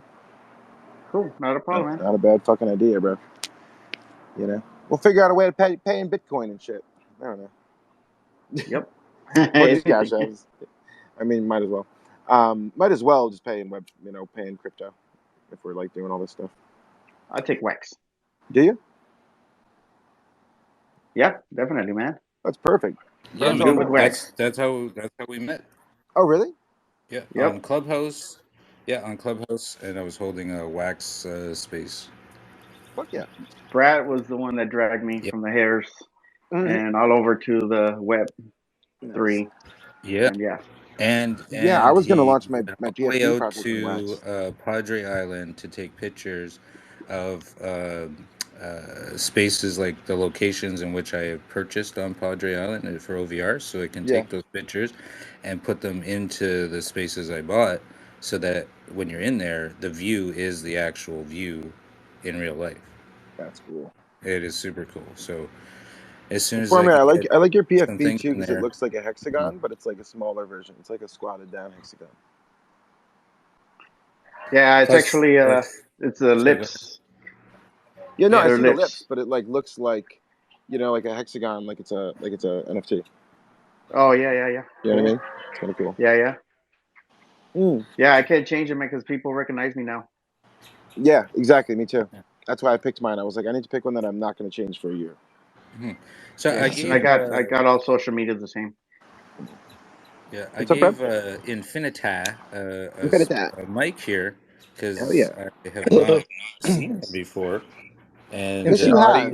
He's got a cool banner. I like the banner. I like his bio. Infiniti's been in here like 15 times. I can't see everybody that comes. Brad has facial dysplasia. He has Twitter facial dysplasia, so that means he has face blindness. And so don't be offended if he doesn't recognize you, anyone. He also has terrible with like he literally is actually face blind in real life. Like he used to like pick up girls in his 20s because he would be like, they'd be like, "Don't you remember me?" And he'd be like, "No." I was. And then they were like, "Oh my god, I love you." Girls. They were picking you up.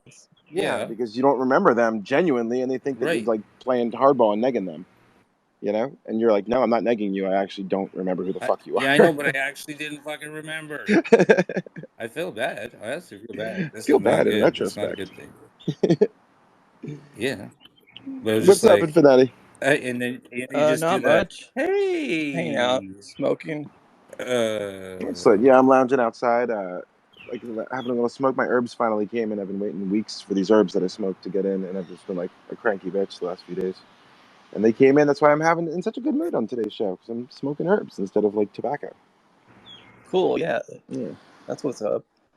So, I just want to smoke something. I was reading your bio there. So, what do you have going on here in marketing crypto and He's NFT? He's an intergalactic sound and soul architect. Isn't that self-explanatory, Brad? No. What does it mean? Architect souls and sounds all across the galaxy. Is that you're making beats or you're just playing beats? It's my life. like I'll DJ and just play my own Alias? tracks. Fuck it, you're a full stack Alias? dev. Alias? Like I or have so why? many tracks I don't need to DJ. You know what I mean? Yes, I love that, dude. And you're a Yeah. full stack dev too. Yeah, although like I haven't done that much, so I've been thinking about changing some of that. But like, Sure.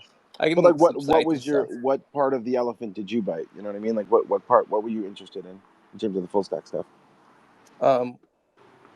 Well, you know how it goes. Like, back to I don't know, man. The But trunk. He's I got did lots go of to junk in the this trunk. coding boot camp in 2018, and we studied Python and full stack. But Fuck yeah. I made my first. It was like a music website when I was like 13. Yeah, I I, was I same sold way. it for 1,000. Just imagine being 13, having $1,000 Fuck bucks. yeah, bro. Like I wish I had I $1,000 would have bucks right spent that now, all on dude. drugs. I was doing drugs when I was 13. I would have been like, weed. Yeah. Well, It's a I bad flipped it kid. for like just like Bad. music equipment and stuff like that. Fuck yeah, that's actually what I would have spent it on. I would have spent it on like instruments, guitars, and drums. Yeah. But bro, so like, what do you? So right now, do you build in like Bubble, or what's your like? What are you interested in? You're interested in like the low code, no code shit. Like I'm a full stack dev, but like most devs, like all devs hate to code. That's what people don't get about devs. So when someone's like, I'm a dev, it's like, oh, you code? It's like, yeah, if I have to. But like, Yeah, I'm gonna do a exactly. low code solution. So it's like I told Brad, I'm like, I'm a full stack dev that will get you tools that you can actually like interface with, and like humans can interface with, because that's the shit that I look for. Because like I'm not, I had stress dreams of coding, where it's like black screen and white text in my dreams, and I'm coding in my dreams, and it's like it's the worst experience ever. So I can't be a coder because my subconscious can't handle it. Yeah, You I know? think even though I want to learn more React and like JavaScript, Yeah, I you think should. Yeah, I agree. Everything's being built I in mean, React. I think I'll do that on the side, but like I mostly focus on music. Fuck yeah. I've been dropping little hints on my Twitter, but like I got picked on Mint Songs, you know, like Fuck version yeah, dude. 2. Congrats, man. Congrats. Yeah, so it'll drop on Tuesday. Thank you. Fuck yeah. When is V2 launching? Did it already launch?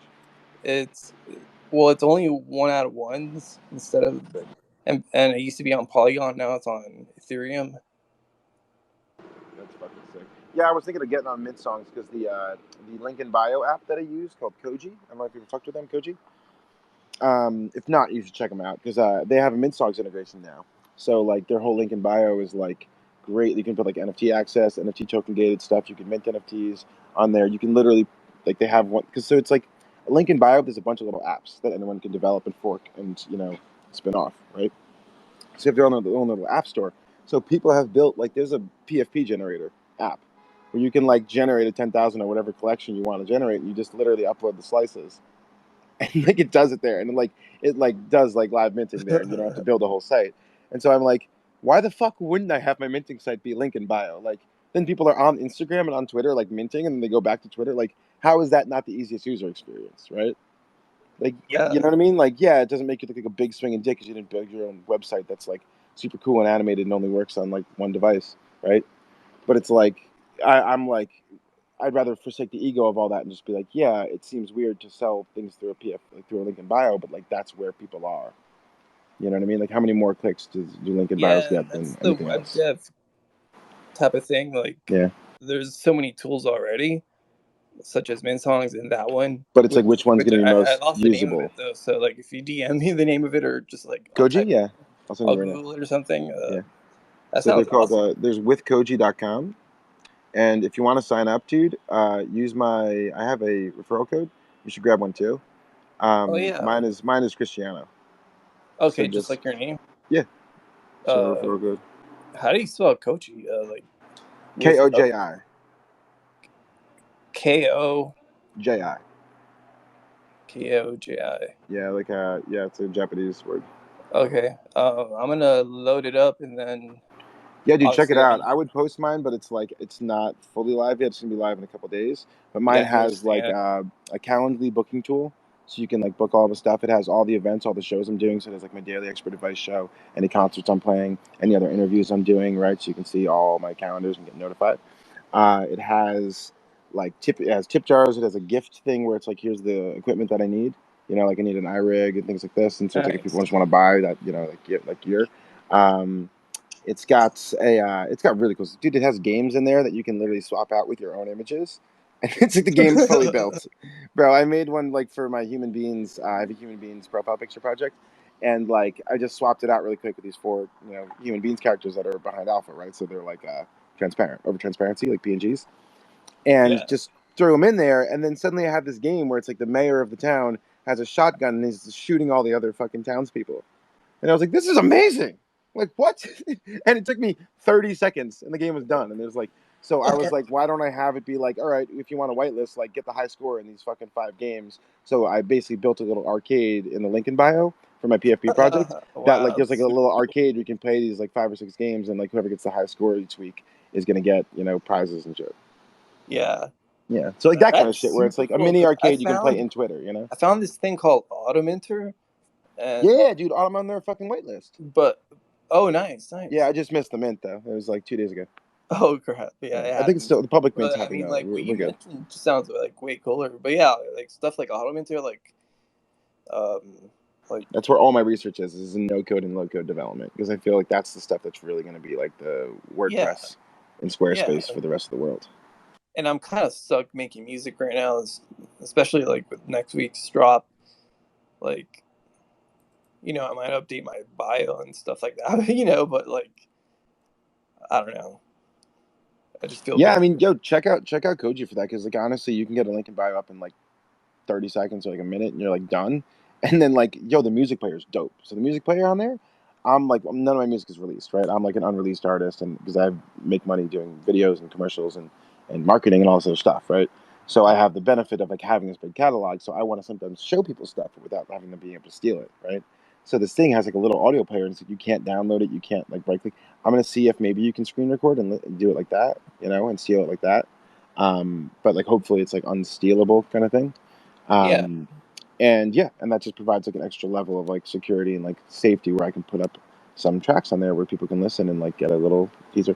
So if you want something like that, or you can also do my favorite one, you can do NFT locked audio, right, where they have to buy the NFT, and then they can get access to the audio, which is great.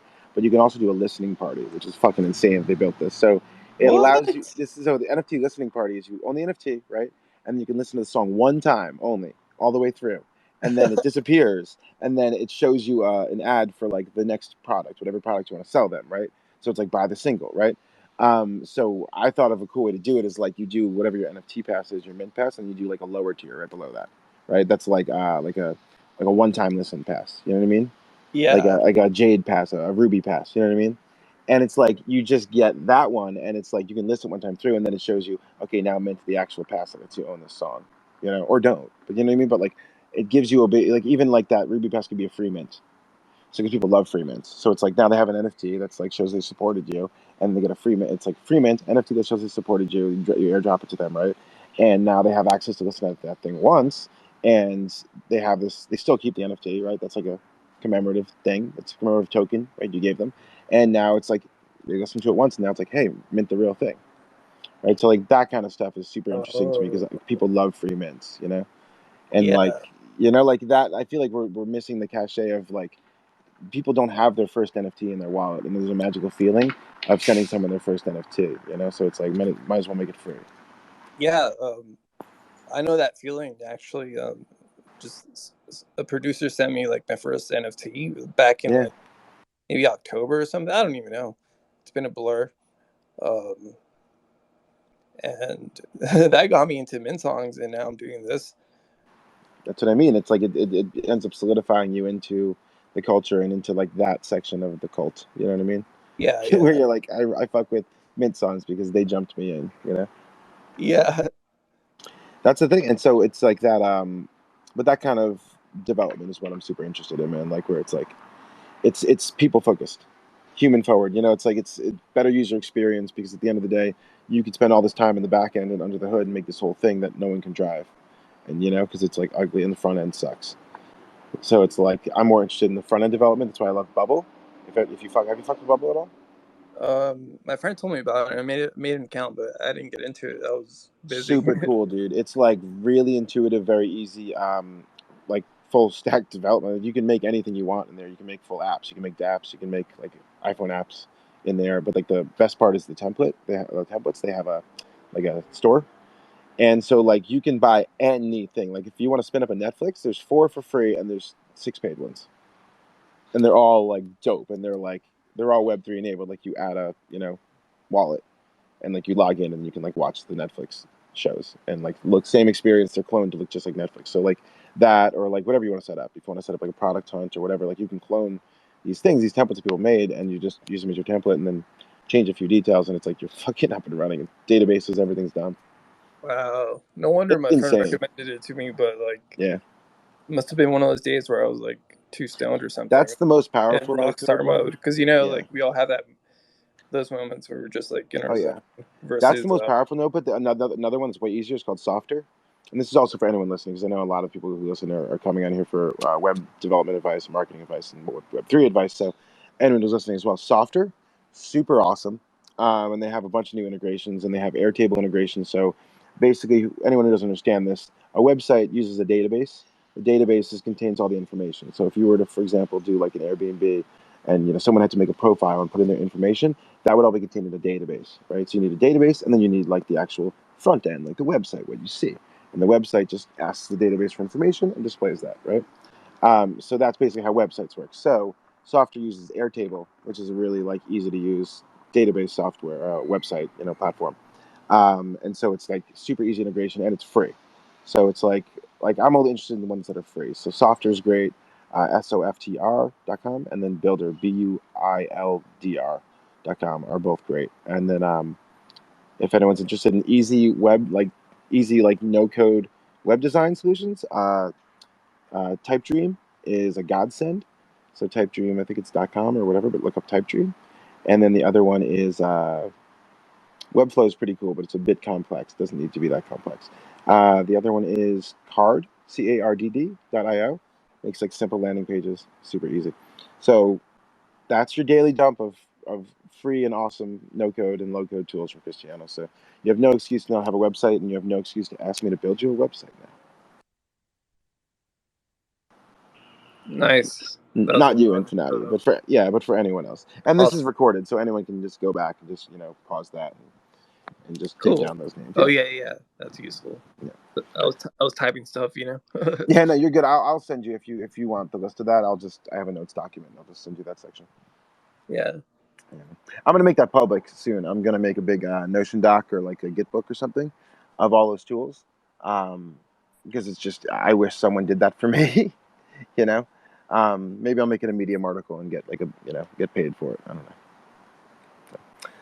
But yeah, this is interesting too, because I'm doing Spaces instead of Medium, so I'm glad that I chose this, because I would have been crazy if I was writing all this stuff instead of speaking it. It's way easier to just talk. Brad, you've been too quiet over there. I'm worried. I just rewrote Jesus Christ. Intergalactic? Intergalactic. No. Infinitai. I DM'd you to help you out here. I rewrote your bio to get you more attention. Nice. Okay, I'll consider it and like update it. You know what I mean? You're good, Brad. Consider it. You'll take it into consideration. That's a good answer. I like it. I'm looking at it right now. Hold on, because I'm on my phone. I'm gonna update it on my computer. What? Somebody eject them. I'm kidding. I'm still looking at it. I'm just like, no. Brad's like, it's your bio. It's exactly the same. I haven't changed it. Just some stuff you should have hashtagged instead of using words, because hashtags will bring you more attention. Yeah. Hashtags speak louder than words, guys. They do. So just change it, man. Just change it. All right, I'm gonna listen. I promise. Advice. Give me a second. I'm gonna. Luke DeLeo, this is amazing. Copy and paste that new bio that you just gave. Thank you. And then I'll probably have like a link tree up or something, or the new Koji when I mess with it. But yeah, hold on. Thanks. Luke DeLeo, was that from Adult Swim? Yeah, where did you get that clip? Maybe. Dope. Am I carpeting? No. Breaker 19er. Not at all. I can hear you loud and clear. Loud and clear, big puppy.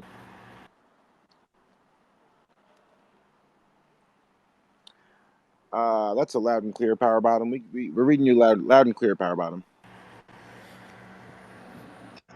That's Brad's call sign. Is power bottom. No, I'm Top Gun. You're Goose. I'm Wingman. I updated my bio. I'm Goose. You updated your bio? Iceman. Yeah. That's good. I screenshotted it so that now we can see What's what up, HT Music? Just What's for happening, your bro? pleasure. Hey guys, I'm doing pretty good. How about you guys? HD Doing Music. fantastic. Brad, look at his bio. Let's see. He's got music NFTs in his bio like you got in And your look name. at that. You guys must be related. Wax. Are you guys related? And Wax. Wax family, stand up. So wait, now that we have 3 waxaholics, now that we have 3 wax holes in here, can we got to come up with a better name for that. Can we talk about, do you think that Wax is going to like figure out a better onboarding process for the Wombat wallet? Because like, if they have all these big brands, because like I selected Wax before I met you to do my PFP project, and I didn't launch it yet, but like that's who I was going to use because of the proximity to big brands, right? Because like Warner Brothers is doing stuff on there, and Capcom and like all these big brands are doing stuff on there. So I'm like, okay, cool. That's where like the brands go. So that's if you're going to build a big brand with a trading card game or whatever, like that's where you're going to do it. If I'm going to build, a cartoon empire with big IP, that's where I would want to be next to, there's like Bugs Bunnies on there, Yeah, not to mention PlayStation and Mattel. That's what I mean. Like the people who are really serious about, so like they must have a good sales team. That's what I mean. Like what that tells me is they have a good onboarding team. Their marketing team, though, is sucking some ass. Well, their onboarding, their tech team. It's just like it seems like there's they don't know. They must not know. So maybe there's a way we can just like get in touch with them and be like, hey. I've talked to. So them. they do know. They're aware. Yeah, they're just. I don't want to talk about it. You're beating down dog over here. Not only did they steal my Wax Wednesday info session spaces, they won't fix the onboarding. They won't fix the onboarding. I'm gonna fucking murder that little wombat. I mean, I didn't have a hard time with Wombat. Like, well, I'm not Marie tried to fund it the other day, and couldn't fucking do it. Like, oh, I didn't get past the funding part, but like I got to installing it. That was fine. But you're saying like actually getting to the funding. Oh yeah, activating the Wax wallet inside and all that shit is fine. But like fucking no, that's where they lost me too. Yeah, you're right. Buying Wax via credit card. That's where the difficulty of like learning a new thing outweighed like the but if you go straight learning it. Yeah, but if you go straight Wax wallet like the cloud-based one, it was super easy until they went, okay, pay 5 wax to activate it, and you're like, well, how the fuck do I pay 5 wax if I can't get in my wallet first? It's like they put the cart before the horse.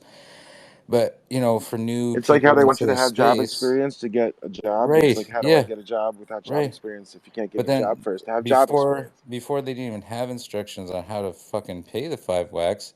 So when I was onboarding people, I was paying the 5 wax, which is no big deal, but still. And then they finally entered the instructions on what to do. So you got to go to crypto.com, get that wallet, buy whatever, swap it to WaxP, then pay the 5 wax, and then you get access to your Wax wallet. But it's just like new people into the space. You got to go get another wallet. But if I have a crypto wallet, that's fine. That's fine. That's fine. That's just a time thing because more people will have a crypto.com wallet than a Wax wallet. HD, are you aware of this bullshit process for Wax wallets? I'm trying to remember which one I'm using. I'm just using the default, so I haven't used Wombat. Yeah, so you got the cloud-based one like I do. It was just super easy, and there's multiple platforms what's the problem? to buy with Wax onboarding via on that credit card. You got Simplex, you got MoonPay, and you have the option to choose what kind of ID you're going to actually submit.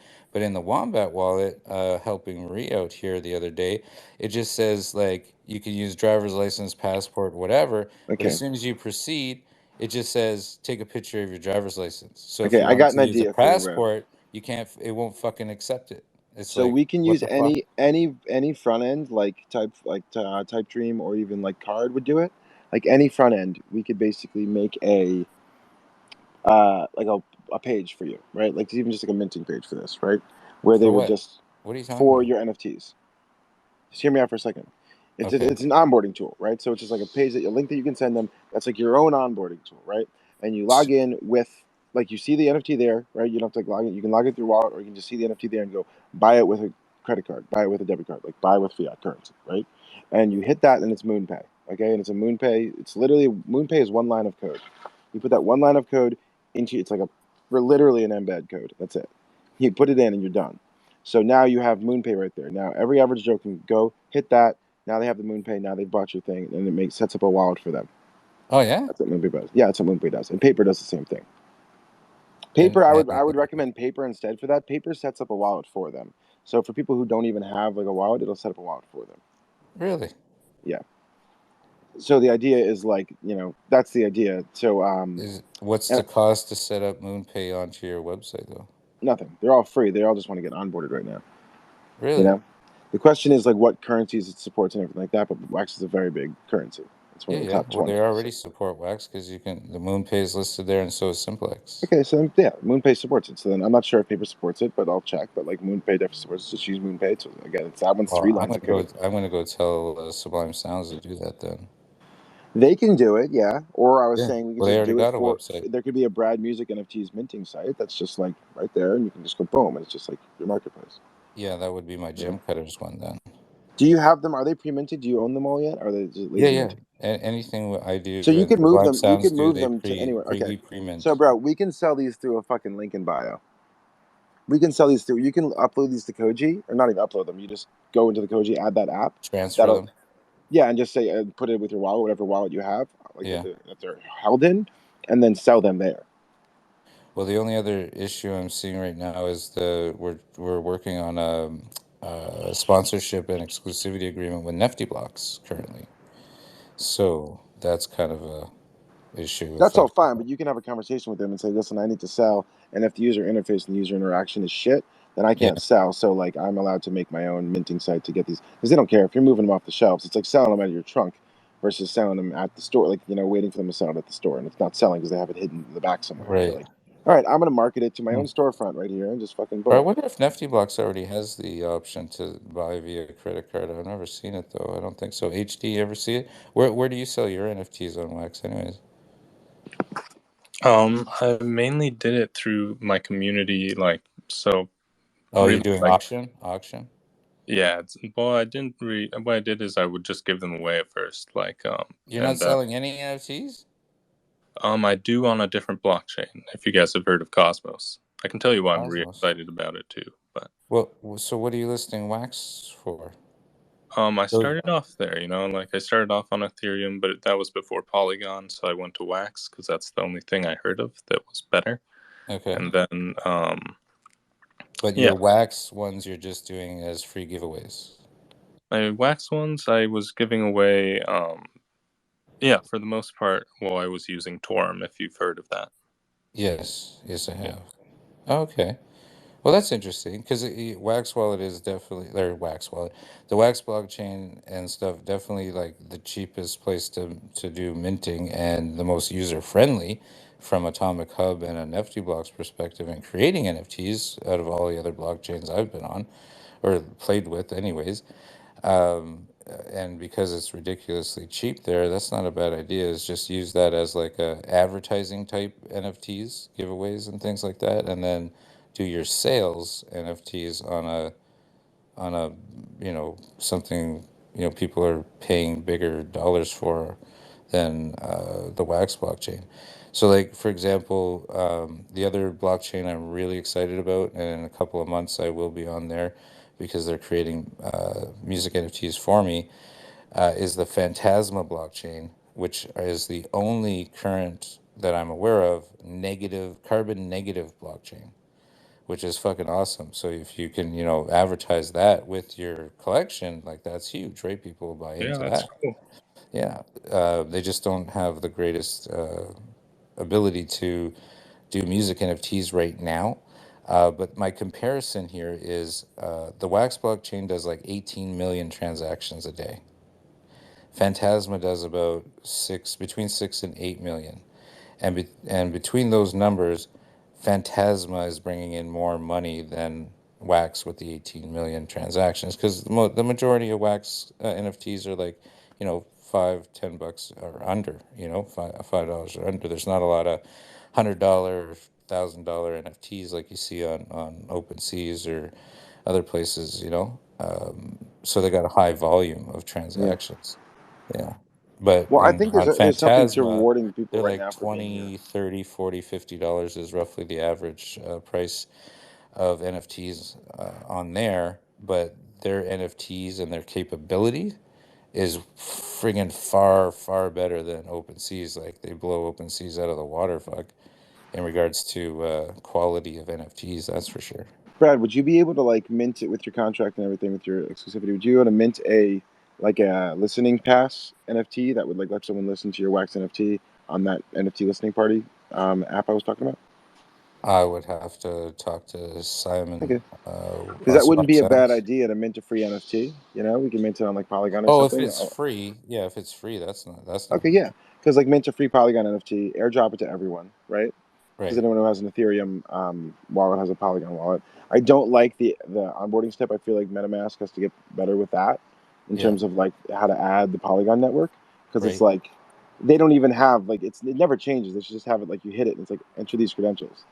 They're always the same credentials. I don't get why it's not just like a page. If you go to the internet and be like, what's the fucking Polygon credentials, and then look them up and then copy them one by one. It's so insane. But that'll get fixed eventually. But like right now, for people who have Polygon, right? Airdrop that and be like, yo, come in and listen. And then if they listen, you know, that whole experience, like listening, maybe they'll mint there. Just one second. So HD, I would love it if you would post something up top, because it'll stay with the space for whatever you have going on right now that you would like to draw attention to. And I'm so happy you came in here, because it's really hard to find people that are communications with others and you know, are part of the Wax blockchain. Like, it's ridiculous. Like, they're easy to find, but they're not very engaging, I find, except for if I'm on Telegram or things like that and finding people on Wax. Those people are a little more open to talking, but on Twitter, I don't know, not so much. I don't know what it is. Thank you very much for coming in, and I'm always happy to meet people that are knowledgeable and are on the Wax blockchain too. So that's exciting for me. I mean, if they're willing to fix some of this shit, Brad, I'll run fucking hard for them. I'll go I'll do a whole. I'll release my music NFTs and also release like vinyl. I know, but it's hard for me to communicate with the VP and the CEO of the Wax blockchain, because not too long ago I told them both to fuck off. Yeah, but I'm not you, and they don't know that I'm, you know? Yeah, I know. So it's like, all I'm saying is like communicating with them in a way where it's like, hey, I'm going to rap hard for this. Like, I would love to do something where I release an EP and it's like the EP is on Wax blockchain, but then it's also on vinyl. Right. You can only get it on Wax, right? Yeah. And Luke, like only available in on the Wax. house. My good friend Luke. What up, Luke? Also in the house. Throw you a mic, bro. Yeah. We I did earlier. I'll throw it again. He's just on his computer, probably. Yeah, he's probably working on something. That's for sure. One thing that I'm pretty excited about, you guys. I'd love to bring it up if possible, but have you guys heard of like Secret Network? No, it's a secret. How would I know? It's a secret. How would exactly. Yeah, it's pretty small. I mean, you know, anything built on another chain just becomes more and more obscure, right? I do think I follow them though, but yes. Yeah. Anyway, what it lets you do is like it's a privacy by default blockchain, which allows you to have opt-in transparency. So it's in a way. What's the other blockchain they're on? They're on blockchain. Built on Cosmos. Yeah. Oh, okay. Okay. Yeah. But it's privacy by default, and so they're a layer 2. No, it's. I guess you could say that. Yeah. Yeah. It's a secret. It's a secret. But anyway, what's cool about it is when you use their smart contracts, you know, it has programmable privacy as well. So you can like have smart contracts. So just for example, you can make it so that like on the marketplace, so they have this marketplace called Stash. Not Crypto Stash from Wax, the guy with the mustache? No. No? Okay, good. Because that guy is weird. Dude, that guy's a hero right now. He's taking down like huge people who are like embezzling from their shitcoins. And he's like tracking them down after everyone else forgot. And he's like, not so fast. He's like, I checked out your wallet. I like him and stuff. He just, I don't know, something weird when I watch he is silly as fuck. Like, as a communicator, he's super weird. But like, I like what he's doing. Yeah, sorry, HD, go ahead. Yeah, what it allows you to do is basically like, you could make many applications using this premise, but what Stash allows you to do is purchase something without giving up your public address. So you can basically, you know, not have to show everyone your entire purchase history when using that marketplace. And it's because it's built on Cosmos, so it's interoperable with Ethereum contracts, the EVM, and soon to be Polygon, and cool. Finance is also connected to it. So That's it's like it's pretty neat. Well, that opens up you know, it solves a need, and anytime something solves a problem, like it's like makes something people want, I always invest in that shit and go towards that kind of stuff, right? So basically, like the problem they're solving, that's a new problem that people are realizing. Like this, as of this week, I've seen like 3 PSAs from big, you know, crypto influencers about it, where they're like, don't give out your wallet address, just anyone random, because they're gonna look and see how many Bored Apes you have, and then they're gonna like go out, like, and they're gonna realize how much time like they should spend. So if you have $700,000 worth of NFTs in your wallet, and they see that, they're gonna be like, that's the bag. That's how many people I can hire to get this job done, and make sure that we hack this person and get all their shit. Absolutely. Right? So it's like a bank heist. You know what I mean? It's like, and we have to start thinking about it. Like there needs to be armored cars for these NFTs, and that's essentially what this network provides. You're saying, which is great. It does, but the thing that I'm skeptical about is, you know, all privacy coins are not like met with open arms, obviously. Yeah, like Monero. Someone came in and pitched Monero, and I was like, sounds like fucking drug laundering money, you know? Yeah, he was like, basically, or whatever. Monero has no way to, you know, everyone is private by default since Genesis, and same with this, but it doesn't allow you to show it later on, you know. So that is, Monero is for sure the most, you know, sketchy. Oh yeah, 100%.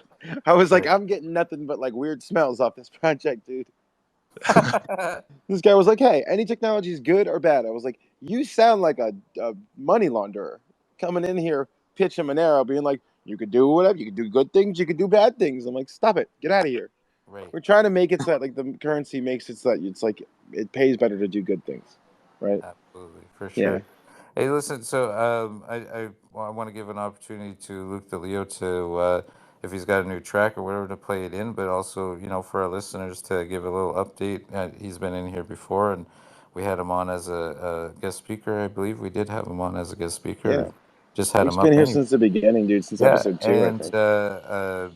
one of the people that I met a long time ago when I first got into space is J Squawk is in the house. He is a powerhouse for sure, all on his own, a force not to be reckoned with. And I would love to hear from him because I haven't talked to him in a long time. And J Squawk, in the meantime, if you have anything you want to post up top, please do.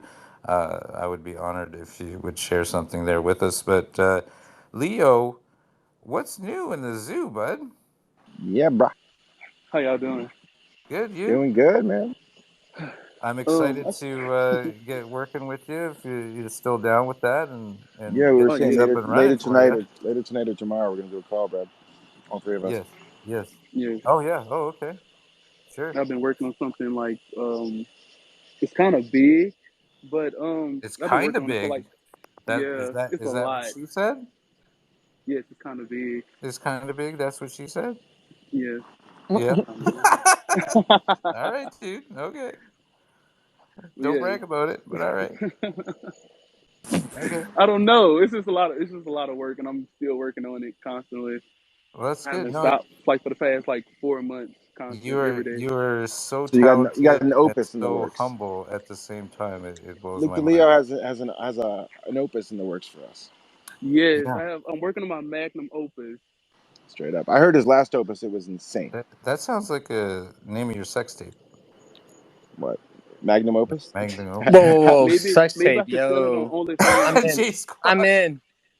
I'm gonna do it OnlyFans. I don't care. Thank you, J Squawk. I'm trying to get more Web3 people on OnlyFans. It's not just a porn platform, guys. Let's go. Bullshit. We could take that shit over for all the Web2 people, and then they'll be like, "What's crypto?" Hell yeah. Yeah. Oh my God. Those people are trying to get rid of their money every month. We'll make that another show. We'll have God, every single person as the guest speaker. who uses OnlyFans does not like their money and wants to get rid of it. Okay. Yeah. Okay, They can next find show. all those Next pictures on show. the internet. So Next that's show, the because I have perfect a people to feeling this onboard. topic will go on for like an hour on its own. It's funny, dude. Like I just said that, and somebody just left. Who said what?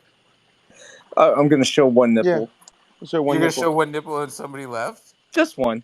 J Squawk, I was gonna do I want to do. We came up this morning only flames, and it's just it's Flames. beats. Like it's a site where producers can put up beats, and the rappers Jesus. pay like $5 a love month it. or whatever, I love it. I and love they it. can just get fire beats. Oh my god. Only flames, but like it's spelled Only only flames. and then the fire emoji. That's how you got brand it. it. Yeah. Okay, Leo, I'm Only sorry. I got fire. sidetracked. It's like I an incubator sidetracked for it. I'm online so sorry. businesses. Mm-hmm. I'm sorry. I say some Brad, stupid shit and then sidetrack. It's my stop fault. It's totally my fault. Oh my god. I think me and Brad are an incubator I think for online business. everybody needs a little entertainment, especially after this week. So Yeah. Oh yeah, for sure. J Squawk. You know what I'm J saying? Squawk's Yeah. bio says first gen D-gen cash flow millionaire in the making. I love that. I Fuck know. yeah. He is. He totally is. Yeah, I like the only beats idea. My friend has Well, because I got the idea because Bruce Banner like- was like, I'm gonna go on OnlyFans because I'm down bad, and I was like, yo, put your beats on OnlyFans, I'll subscribe. Yeah, And then that's like how the I got name's the idea. catchy. Yeah, my friend has. I don't know if he's OnlyFans. trolling or actually doing something like in his DMs, but he has like a OnlyFans that's an OnlyFans. So like he An records OnlyFans like that is fans, OnlyFans. like he records like Oh the my audio God. of like his fans and heaters, because like so it's just only his fans. That's hilarious. yeah. So Oh I don't know if like God. people are actually buying into it. I should ask Lord him. help us. You know Lord what? help I'm us. gonna start off slow. I'm just gonna like focus on my fingernails. Feet pics. and Yeah. start cutting them. Let's start with feet and see pics what first. happens. So, yeah. Until you get down to like start with the toes and work your way up. Yeah. Start with There you feet go. pics. It's like Okay. easy to do. Hold up. We gotta Big deal, reiterate. what's happening? Leo, Leo, I'm sorry, man. I derailed you. So you were saying about your His next magnum music. opus. Yeah, you went off Your on sex magnum. tape. Yeah, I know. Sorry, my bad. What was it about magnum opus that you're doing? No, it's like since I've been working like on this project, like it's been like 10 years almost, and it's like Whoa. it's just time for me to just put it all together, the Yeah, whole entire let's vision, get because this it started out. off as a vision. Yeah. Bro, Luke, if I show you yours, if I show you mine when you show me yours, No, I got one like that. Listen, Bro, don't 2 Brad, words, That's what she get your said. motherfucking mind out of the gutter so we can talk to Luke for a second, please. I got you, Thank dude. You want the road to riches? 2 words. OnlyFans. This site's sponsored by Expert Advice, episode 20, sponsored by OnlyFans. Leo, Luke, if I show you my magnum opus, will you show me yours? I would love to. I would love to help you. No, listen to me. Let me say something. We're connecting. Yeah. Brad, the musicians are speaking. Thank you. Yeah. So what I'm saying, dude, is like I have a project like that I've only shown to a few people, and I would love to like bring you in and show you what I got as well, if you're down to share it, because I understand why an opus can be sensitive, and why it needs to be set to a certain standard. That's what makes it an opus, right? So you have a high standard for it. So figuring out where in what parts do you still think it's falling short, in what parts do you think it's succeeding, and then just finding how to make those parts where it's not there yet better, and then amplifying the parts where it's succeeding, right? Right. Yeah. So I got time to break it down, and then in return, like I'll be down to show you some of the stuff that I'm working on my, I turned it into a stage play. That's how big it is. It became an actual musical. So. Let me know, I'm ready. Yeah, he can It sing, became a man. musical? He can sing. Yeah, because he just kept getting bigger and bigger, and then I was like, all right, this is a stage play, because it was an album. It's still going to be a rock opera, like a rock opera album. It's a whole story, right? But then it's like, all right, this is a stage play, because there's so many rock operas, like they all lend themselves to being stage plays. Christiano Superstar. Leo, do you have anything new that you would like to post up top? Please do. And as soon as you're ready to have our first meeting, just let me know, and I will make time for you, good sir. Yes. Nice. Did you have something new you maybe would like to play into the space, or? You can play like anything that you would like to play. I haven't Sorry? played anything new. Nothing new yet? Okay. Yeah, I know you sent me one. Yeah, Did you I think send I me see like one? half my catalog. Yeah, you did. It was email though, right? It was via email? DM. It was a DM? Okay, I will go and look for that. And while I go look for that, my good friend here, Jay Squawk, man, what's new in the zoo with you, bud? You know what? Shit. Did I put you on the spot? He's starting an Yeah, OnlyFans. Did I put you on the spot? No, Because are we the like, odd space that are we we do end up flowing, in or are together, we you just were like like, doing like technicals? Because like whatever you the want. Just tell us what's going on. all right, Actually, you know what? For our so listeners, crypto, I made Dealer's money choice. yesterday. yeah. Stocks, So I made money today. But you know Nice. what? When we go into next week, it might be different. So I'm just gonna leave it at that. Just make He's like, sure you he's like, I'm not guys. sure who I am yet, but based okay, on who the yeah. market, where the market is, I'll let you know. A little rewind though for our listeners, just for our listeners who may not know you. Just give us a little brief synopsis of who you are, what you're all about. Who Right. are these people? Yeah. I am a trader. I'm not an investor. You trader. I do invest long term, but I have like a very small portfolio for investing, like for Okay. long term, like very, very small. And But I what kind of trade, yeah. and I know a lot of people have been on this whole diamond hand trip. It's an illusion or whatever. You just gotta believe. Like I do have long terms. I want to say like SHIB for sure. I want to say yeah, for sure, for sure. I do want to say don't snooze on VET for real, man. VET, vet? V chain. Oh, Don't snooze on VeChain. that. Yeah. Straight up. Do not snooze on Yeah. Microsoft. I'm telling Microsoft. you guys, do not snooze on that. Really? There's a big problem in the I've heard of them. virtualization They're a new company, industry. Microsoft. Well, there's a big problem with VMware right now. Yeah. I'll leave it at that. I'm just Yeah. saying. And just because I'm working with Microsoft right now, it's fucking crazy right now, right? So, I know what you mean. Microsoft. If You're we saying do, because I do see like hypothetically, if Microsoft were to put out a virtual system solution for Mac, hypothetically, right, their market share hypothetically would fucking skyrocket. it would skyrocket, yeah, for sure. If they were to But yeah, just hypothetically do that look into that because I mean, people are in like, the metaverse. yo, fuck the cloud. No, we got cloud, we got metaverse, everything is coming out, whatever. But the biggest thing I want to tell you guys is that due to idiots, right? And I've stated this time and time again, 2022, I hear somebody like percolating, like fucking smoking that bong. I love it. But you know what? Just if you're gonna go long because it's gonna be a big long. I'm looking at 2024. Right. If you're going long, go long for 2024. We might see a lot of turbulence, especially in 2023. All right, you're not seeing it now because they're prolonging it. Like they're prolonging the inevitable. So, I just want to say, for now, if you got the monies, make sure you guys plan for a nice summer vacation. All right, because we're looking at a dark winter. All right, and I know I've stated this, like I've been watching it since last September. For those who didn't listen, I'm sorry. I try to warn you month after month, week after week. Get your finances in order. You still have time, right? You still have time, whether you need to refi small loans. Look at that. And you could bargain. Remember, it's still a consumer-based thing because you could still bargain on interest. But there's going to be a certain point in time where they're going to be like, we can't do it anymore. We just can't.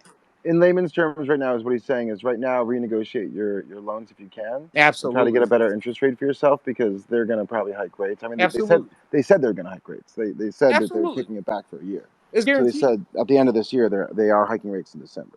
Dude, we're looking at 100. All right. So it's going to be nearly impossible to get a loan at a good points. interest rate after December, basically. It's bad. It's a bad thing right now, right? Yeah. Now, the thing is, like, with the variable rates or whatever, you still go, like... Well, this is what happened in 2008. This is how the market was in 2008, 2009, 2010, Yeah, but they're slow rolling it right now. Yes. Right. Because they learned from that one. So they're going to try to mitigate the damage that was done because, like, last time we didn't even know how to fucking handle that. Right? You know? The funny thing is, I started my business in 2008. Right. So like in the middle of that, and like I started doing ads when the ad agency started collapsing, and they didn't have the money to pay for a $250,000 commercial. So they would do a contest, or they would do like a what's called crowdsourcing, right? So they would be like, you know, we want 50 different people to make a commercial with this one creative brief, and then we'll pick our favorite, right? And we'll give them like 10,000, right? So it's like way cheaper for them, right? Maybe we'll end up paying 5 people $10,000. We got 5 commercials for 50,000 instead of 1 commercial for $250,000, right? So I started doing that. I started directing commercials. Never done commercials before, and I did 10 of them, 10 of them. I did 12 of them in the first like 3 months, and I won 10, so I had $100,000 right away. And this was when everyone around me was losing their shit. Everyone was losing it, and I was like, there is money. You just have to figure out, you know, the new industry that just popped up yesterday as a result of this crash, you know. And that's the same thing here. So it's like when you or other people come on and they go, okay, 2 years, prepare for like bear down for 2 years. I get excited because people are typically more pessimistic when it comes to, because we're trying to be skeptical, right? So we're going to be maybe overly skeptical about this, right? I see us rebounding way sooner than that. But yes, I agree. 2 years at the longest is what I think, because that's the prevailing wisdom. And I've just by monitoring these markets, I've seen what people typically say. It ends up being faster than that, you know. Just because people want it to be, you know, and like that's so enough of us here building, like that itself is going to build the market and create the market. And if we found a way to hitch all these wagons together actually appropriately, we could actually have an equity, like a shared equity that could be showable and provable to the market at large, bro. right? Me and That's you actually are on like the we could actually page. show them the real value of this network, but it's just because no one's done an evaluation of all these tiny companies. But all these tiny companies put together, fuck man, the valuation, even just in the sweat equity and the owned assets between all of us, right, is gigantic. It's bigger than Yuga Labs. It's bigger than know. So that's what's interesting, is like finding a way to maybe even if it's like a listing or a marketplace or a listing for people like you and me, or like me, me and Brad had a metaverse company, like an Angie's List, right? But like then part of that is like, here's the cumulative, right, value of our network, and it's like, oh shit. You know, it ends up getting into the trillions, where it's like, oh my god, right. All these little companies together. The biggest thing is like, I don't see anything crazy in 2022. I see it in 2023. All right. And then so 2022, we still have, like, you know, in America, for those who are in America, we still have, you know, things happening where people are getting voted in or whatever. It's something to watch. It really is something to watch. Well, that's going to be a big thing for 2023. Is that in 2022 the red tsunami is going to happen? So like, there's going to be a massive, massive change. No matter in the like how you lean left or right, like. No, we'll be down bad in December, but everyone will be hopeful. You know what I mean? That's what'll get us through the winter. It'll be like a Christmas full of like, well, like we're fucked. Everyone's fucked. You know, we're huddled around the fire for warmth. Well, like, you know, the blue. Yeah, like there's a chance. They've been in here for a minute, and a lot of things are, you know, affecting everyone, not only in America but this in has the world. Been the worst 2 years in the history of America. Yeah, like since like the Great Depression. Okay, it is. 2008 wasn't this bad. It wasn't like. And you know what? I'm like, because it wasn't like 7 different emergencies happening. And I just want to let you all know, I lean left or center, just because, I do want to progress. Right? You can't. Of course. You can't really progress when you're total conservative. It's hard to listen to someone being like progressivist, like, and being like with the progressive mindset and the progressive platform right now, when it's like, okay, you know, we gave progressivism unchecked power for 2 years, and this is what happened. So absolutely, what the fuck do you want to say about it? It's like we tried. It would be like if Obama came in and like ran the fucking country into the ground. You could easily be like, oh, he's a bad president. Like, it's debatable if he was a good or bad president to a lot of people, because things were kind of good for those 8 years. You know what I mean? Like, the society still ran. You know, like, it wasn't that bad. It took a while to get out of the 2008, you know? You know what? Let's talk about fast forward. So fast forward, we have another Fed meeting in July. We got one in September and October, right? So I would ask everyone, like, just watch that for real. July, they already stated that more than likely it'll be 75, maybe 50 bips, but more than likely. Is it early 75. July? If they do 75, that's dope. That's dope, because they're trying to combat inflation, right? But at the same time, it's catch-22. It's still catch-22, right? So again, you might see pumps and dumps like we just saw fucking yesterday, right? I made my bet the day before the Fed. Shit pumped. I made a G ball. I made 100% on whatever. But today in crypto, it dumped. But in the stock market, oh man, I made a lot of money. So you just gotta look for those opportunities. I'm telling you right now, it's not a long hold. Whatever you're holding right now, just fucking hold it. Oh yeah, I'm holding until the market goes down. Absolutely. But you're gonna, if you're gonna play the game, play the fucking game. I'm not telling you like, okay, it's buy a now buyer's and fucking market. hold. It's a buyer's market right now. It is a buyer's market. Dude, It's just, everything that I'm holding right now, that's why I'm like busting ass to get. Everyone's busting ass to get fiat currency right now, and just like running like to their real world jobs, right? That's what like Bruce Banner said. He was like, I got to go do my real world job.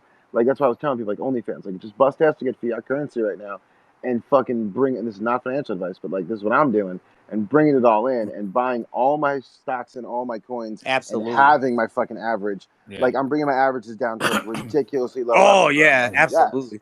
Yes. It's gonna get worse. Yeah. So it's gonna get worse. This is what helps me. Make sure you guys I'm a have noob investor. Make sure you guys have a bag of fiat, like saved away, because it's gonna get worse. This is why I'm a noob investor, and this is from a noob investor over here. But like, what helped me was like at first I was just trading based on like what I bought it at, and then when I finally started understanding the concept of like buying a dip and why looking only at your average buy is the most important, right? And it's like that's that's really what you need to do, and just keep lowering that whenever you can, because that's going to set you up for success in the future.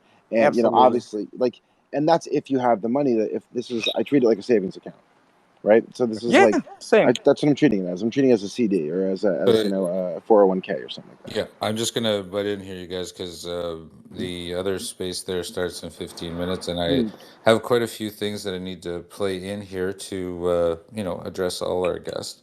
And we have like seven outros. Yo, just real quick, I see you recording, man. Not financial advice. Jay's that's why I kept not financial advice. Yeah.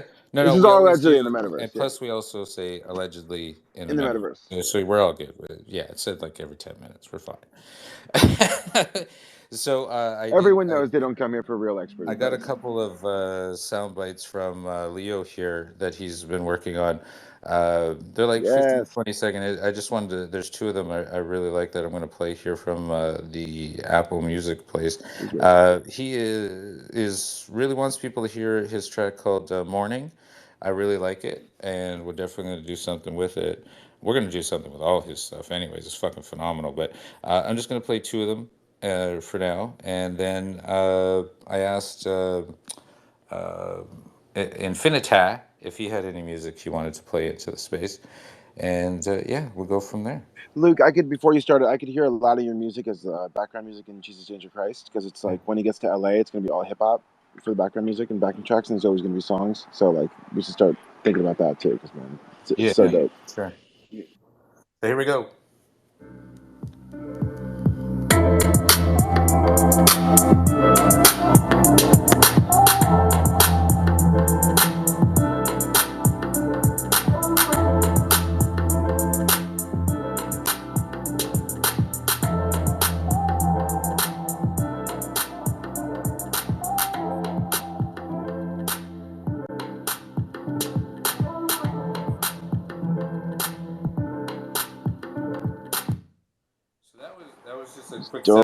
That was called Morning. I really like that. I can totally hear you singing on that too, Leo. That's going to be fucking crazy. And this one here is called Retro.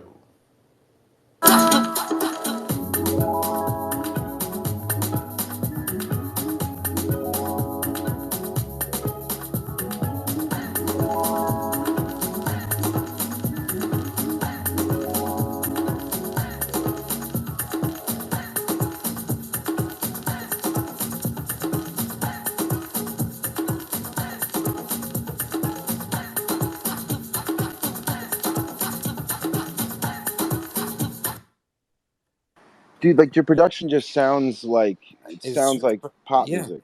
I wanted to play those two in particular just to show like his range and versatility. You know what I mean? Like two completely different spectrums. Yeah. In the sound. I had seen one called Wish. Which? Yeah, Oh, that's like Wish. my favorite beat. That's You like like the Wish one? beat Okay. that changed. Yeah. Yeah. All right. Here we go. Yeah. Woo!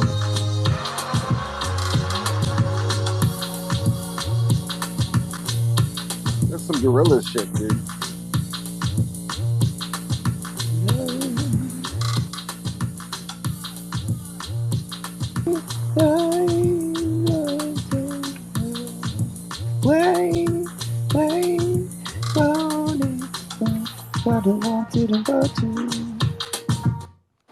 Dude, I could I fuck wish with they that weren't shit. just 20-second sound bites. That's what I wish right now. In your DMs, I sent you the full track of Wish. Oh, Luke, yeah? what's this album called? I don't even know. Altered? Never Oh, it's finished. Altered, never finished. Altered. Altered. It was a brain dump. Bro, if you want to do like a re-altered, like a reissue Oh yeah, where that's what I'm working on. That's what I want to talk to you after this.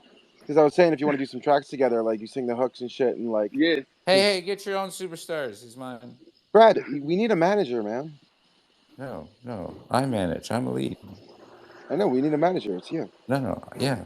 Okay. I'm ready to work. Yeah. That's it. Yeah. Brad This just gave fucking me dude. that was Right. legit. No, this is all Luke the Leo's music right now. Yeah. So I'm trying to get to Coachella. Yes, thank you for that too. Hey, and like I said, if you want to post something up top, bud, post something up top, please. What about Coachella?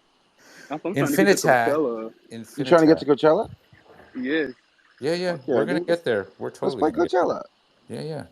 Might fuck around and fucking play Coachella later. IDK. Absolutely. And HD, if you have something too, we could play in. Let me know if you'd like something played in too.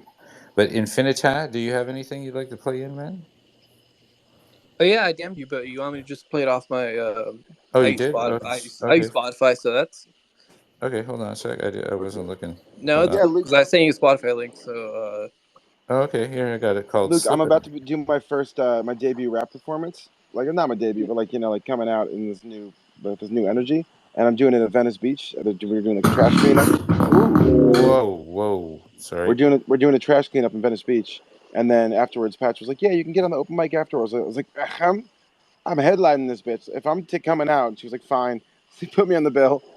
So now it's like me, Patch, and someone else. So I was like, I'm one of our 3 artists on Music Patch. You put me in the fucking bill. I'm not playing the open mic after. So I was like, I'm going to come with my tracks, and I'm going to set that motherfucker on fire, dude. And like, when you see the videos from this thing, I'm like, I'm going to bring all the energy. I'm going to grab the camera like it's a music video and be like, follow me. Like, grab the lens, you know what I mean? And be like, come into the crowd with me. Let's make this shit hype. Like, because it's got to be, like, big. And, like, I'm going to play songs that make people, like, I wrote songs that make the crowd go wild. You know what I mean? It's like that kind of shit. Yeah. So then when they book us at Coachella, they're gonna be like, "Can these guys get like 10,000 fans on their feet?" It's like, motherfucker, give me 50. Let's go. You know what I mean? Right. This is also just energy. a soundbite, not a full track. Pretty much, right? Dude, Infinita. Oh no! I mean, if you don't have the pro account, then yeah, it'll just show you a soundbite. But Slipping is a full track. Yeah. Brad, you broke ass. No. You want me to send you the YouTube link, or you want me to just? Yeah, play YouTube. It right now? YouTube would be way better. I could just play it off my computer right now. Or you could do that if it sounds good. Otherwise, I will. It sounds better from speakers. If you put your phone, like if you put your phone where it sounds good to your ear, put your ear near the speaker. All that. Just send it to me. It'd be easier. YouTube link. Okay, I'll send you a YouTube one. All right. Yeah. Okay, cool. And HD, you got anything, bud? Hey, yeah, I could play a song of mine. I've got my most recent one, which is like a jazz type or something that's unfinished, is actually some techno that I've been working on. Oh, hell yeah. Yeah. And please send them over to Brad. If anyone has techno. Send Brad. Is it that? No, it's not that. If anyone's tracks are like instrumental and you don't mind me freestyling over them, just let me know so I can unmute myself because I'm doing. I don't mind, but this techno is pretty. I don't mind. Yeah, you're not going to be freestyling on techno, that's for sure. Okay, wait. Challenge. Challenge raised. I got his challenge accepted, Brad. I got to slip it on YouTube. So here, hold up. Here it is. You can freestyle. Thank you.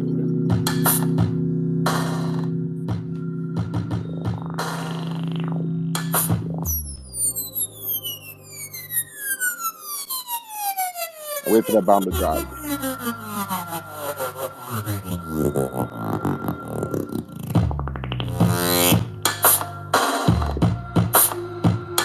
Oh shit!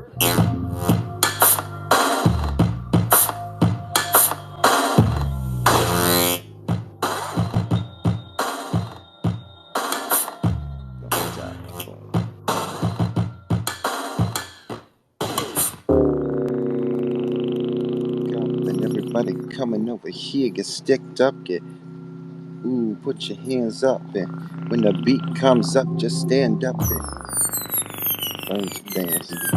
Ooh.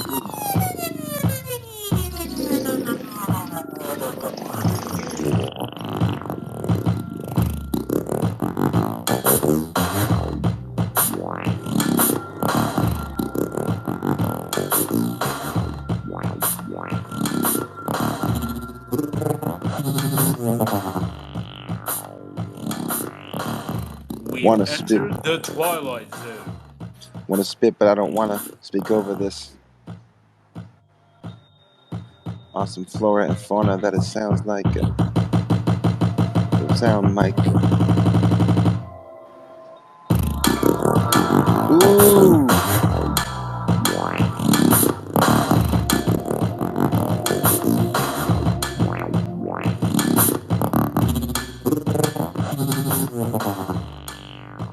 That's pretty good fast. You think I can't rap like that? I'm not gonna rap at a fast like that, at a fast like that, with a fast like that. Oh, you get up with the ass like that. Yo, that ass so fat. We gonna go with the ass like that, man. Yeah, come to master P. Yo, that master P, that master class. I rap so fast, this motherfucking take these that's yeah. Please, all too class. Yeah, let's rap up fast and down laughing and I'm passing. Yeah, motherfucker, y'all could take my answer. Yeah, I'll make it handsome. Yeah, gonna make some handsome. Yo, eat you up like Charlie, make my man saying. Make my real man take out your rib and suck your own dick and a motherfucking hip and you talk too sick. Man. Act too sick when I rap too sick. And I rap too sick when I talk like this. And a motherfucking yak when I fuck like this. And I fuck like this. Fucking with me, motherfucking when you fuck like this here. You do some bus driver shit to that, dude. I could totally write some fast rap to this. This would be amazing.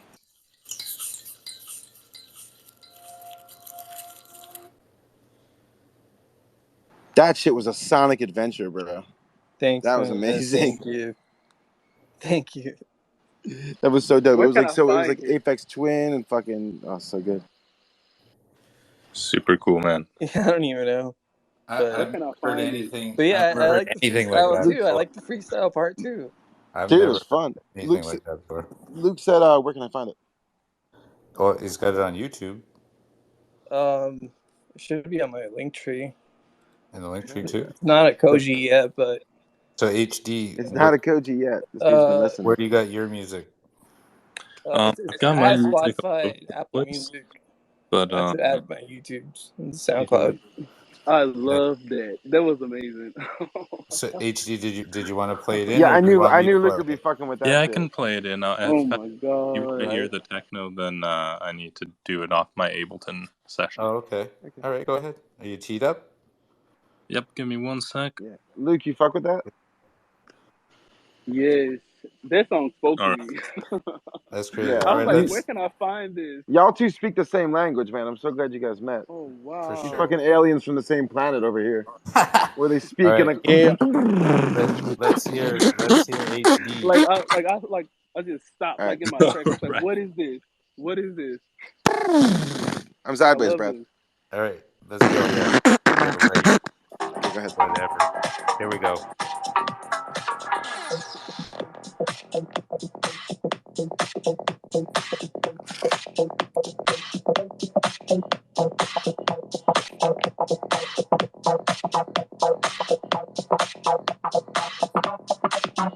Ooh, we can knock cram with the tecto.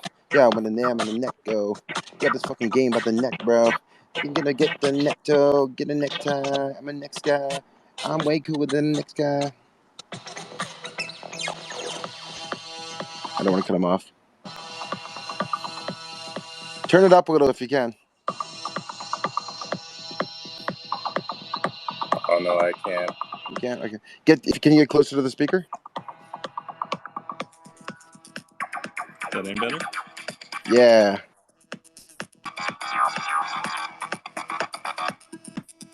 That's the Tron shit. Sounds like Tron. Necronomicon. That's the bad book. Opposite of the Bible. Open it up. Run for your survival. Got demons and ghosts and ghouls coming at you, all the schools. Like hordes of demons. They want your semen. Put you in the cement. 6 feet underground of the gee, man. Yeah, get the guillotine. Chop off your head and then make you scream. And a puppeteer, the dead head is nasty. Yeah, I told you I'm classy. This motherfucker, y'all will never pass me. Oh my god. Gotta drop it down. Oh my god. Wow. I love that glitch shit. Love that glitch shit.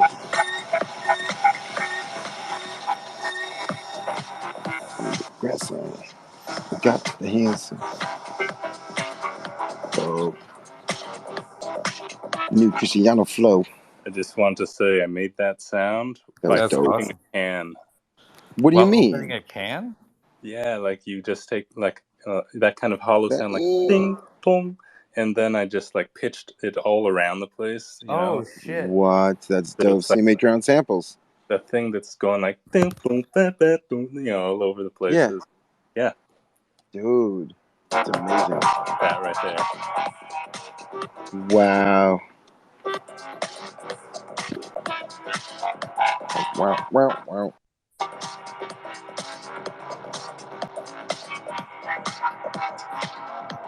It's got a nice shuffle to it.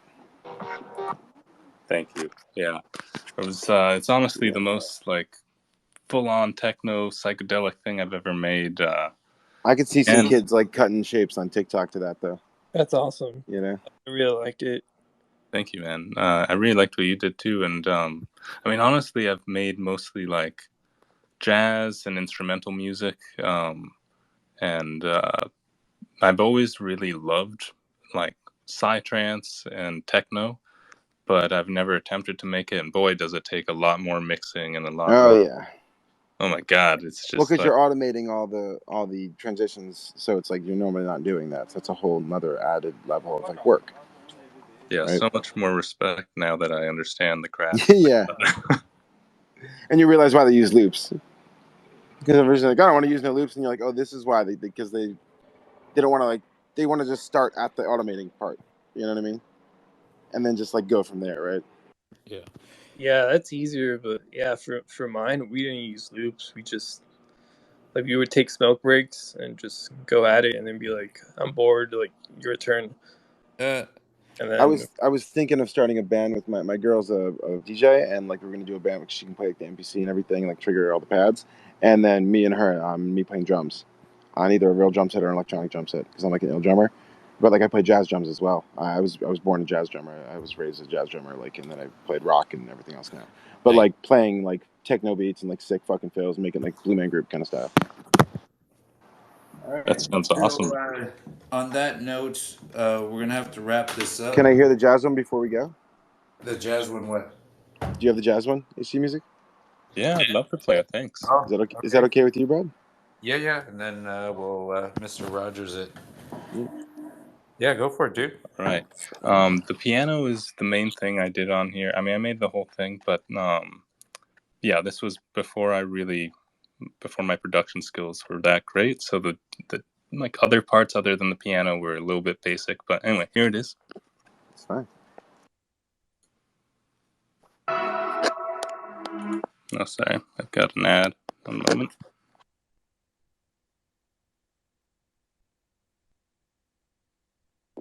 There we go.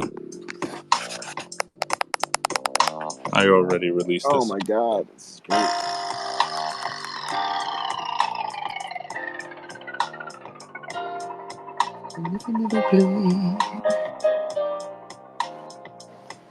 Ground. We have to ground. Holding me down. I've been sleeping and creeping and teeping. I'm teaching you, oh baby, gotta know that I'm reaching you. Picking every time I'll be trying to understand these lines. These people every time they be wasting all of my damn time, asking me questions that they could Google themselves. They should Google themselves. Google me while you're at it. Motherfucker, yeah, I'm pulling the rabbit up out of the hat. You're never gonna get a ticky-tap, ticky-tap, tit for tat. That's not the way we ever gonna get it. Not the way we ever gonna make it to the top of the Acropolis. On top of this, I'm popping this off the top of the esophagus. Motherfucker, you're never stopping this. Yeah, stopping this flow when I go in the triplets. Everybody knows that I'm jazzy and that's why y'all flowing. Go with it. Y'all know I'm knowing. I live my whole life in triplets. Motherfucker, you ain't never different. You ain't seen nothing yet. You ain't seen nothing yet. I'ma stuff you up like it's Thanksgiving dinner and a stuffing, man. Yeah, put it up in your bird hole. Yeah, this is Twitter and I'm spitting at you like Squirtle. Yeah, jumping up every you heard a little motherfucker, you will never heard him. I'll be levitating, I'll be fighting y'all like a Ninja Turtle, man. Yeah, you never heard of this, man. Yeah, you never heard of this, man. Yeah, cause I'm unhurtable, I'm invincible, I'm never taking them. I'll be like Vince Vaughn with these rhymes, spitting every single time, making y'all laugh, making y'all push your pants every time I'm spitting, and everybody just knows I'm looking now. Yo, it's never written, cause I'm levitating on these motherfucking beats. I'm meditating and I'm never hating. I keep it all peaceful. Practice hymns, yeah, not violence. That's the way y'all keep the streets chill. Yeah, I'm going to court tomorrow for a fucking court summons. Cause this homeless dude tried to beat me up and I did something. Yeah, even though I keep it peaceful, if a motherfucker try to step on me, I'ma keep it equal. I'ma keep it equal.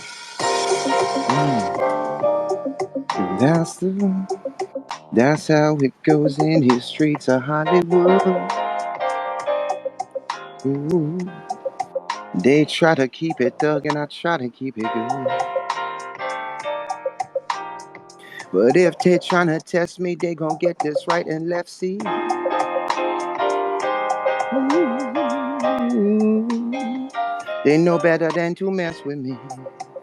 They should know better than to mess with me, to test with me. And motherfucker, I'ma take you off like a sesame seed on a sesame seed bun. Cause I don't like that, don't want none. I'ma fucking put that shit on the floor. Whatever, let my dogs eat them. Nevermore. Now they're poisonous to dogs. You can't let your dogs eat sesame seeds. That'll be bad for them. See, you will see them will be crying. They will dying. It will be a bad time. So don't ever let your dogs eat grapes. Don't ever let your dogs drink wine. That's a public service announcement from Christiano. That's some expert advice. And you know every time I'm spitting it twice, I'm making it nice, like colder than ice, like cooler than a polar bear's toenails. Oh, hell, the beat is on us. And the fucking thing, never mind, I fucking key the fucking now. See you sober. I love that jazz stuff, dude. The triplets all day. Yeah, if it wasn't for your couple of lines there with the sesame seed bun and shit, it would have been better. That was a PSA. It's true. Don't let your dogs eat sesame seeds. Oh my god, that was. I did say I'm like Vince Vaughn with this shit. So. Dude, that sounded awesome, man. Yeah, that was cool. We got that on recording. That was great, man. I'm sitting outside of my sidewalk right now. Everyone's staring at me. I'm like, what? That's the best part. People walk by now and You've never seen a grown man rap about sesame seeds before? What's up? And now I'm like good enough where they walk by me and they're like, all right, they're like nodding their head. I'm like, what's up? You're in fucking Hollyweird. You're in Hollyweird. I'm sitting in Hollyweird. That's some normal shit. I'm the fucking weird one. Yeah. And I'm the weird whatever. one? I appreciate letting me share my music, you guys. Hey man, you're welcome back anytime, dude. Where is that track? Where can I find that track? Because I gotta rhyme on that all day. Mm-hmm. Oh yeah, it's called Footprints, and it's just under my name. Actually, the thing I pinned up there is that song. It's actually nice. Just a preview of it, but the full version is available on YouTube.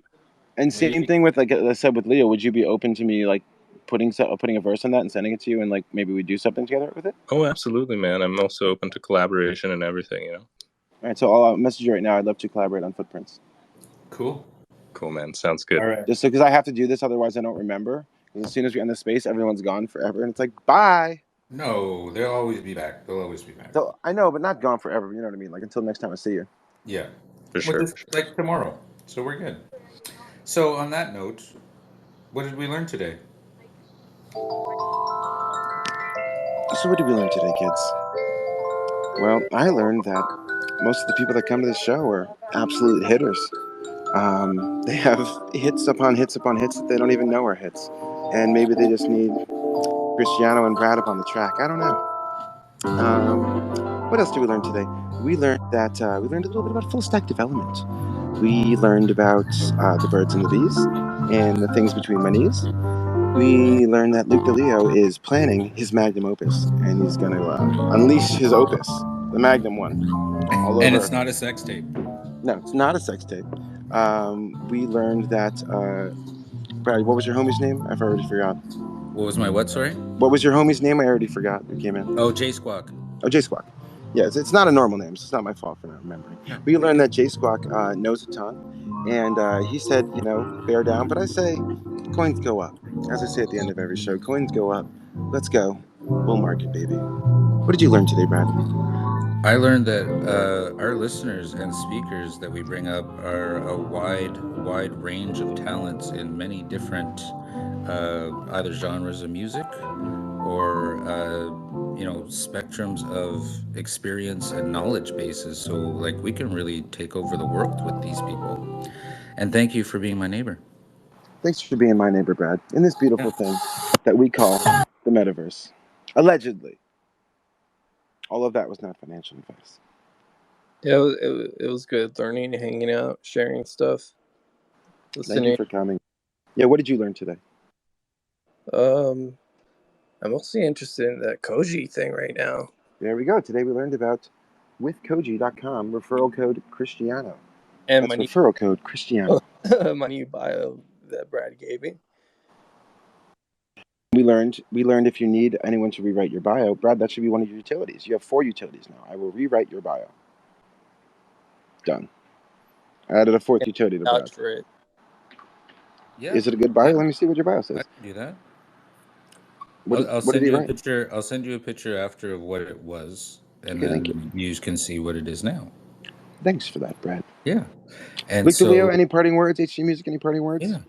Before we blow the doors off this bitch? No, it's a pleasure to meet all of you guys. Yeah, same here, man. Always phenomenal meeting you. To meet someone on wax, that's for sure. Likewise. And we do this every day at 8 p.m. Eastern Standard Time. That's 8 p.m. Eastern Standard Time, 5 p.m. Specific Time. Specifically Pacific. Specific to me. Specifically Pacific Time. Yeah. Specific to the bench that I'm on, where I'm sitting right now. Thanks. Yeah. Love that little bit at the end there too. That was really creative. Isn't that great? We do that. We do it at the end of every show. What did we learn? Yeah, absolutely. And we also do this. This is how we end the show. Yeah, this is like the most important part for me, anyways. Brad, 20 days in the can. It's been a pleasure, sir. It's been a pleasure 20 days, man. 20 days in the can. We're into a new set of double digits. Yeah. Yeah. Next thing we know, we're going to be celebrating the 100th. It's going to be like that. I'm just saying, we're gonna blink and it's gonna be like, wow. So everyone check us out on Spotify. I will pin that up to the top. We are now syndicated on Spotify, and you can also check us out on Flowgen. But I don't know if I have the link right now for that, so I'll just pin Spotify. I'll pin them both while we do this, Brad. There you go. So this is how we really end the show.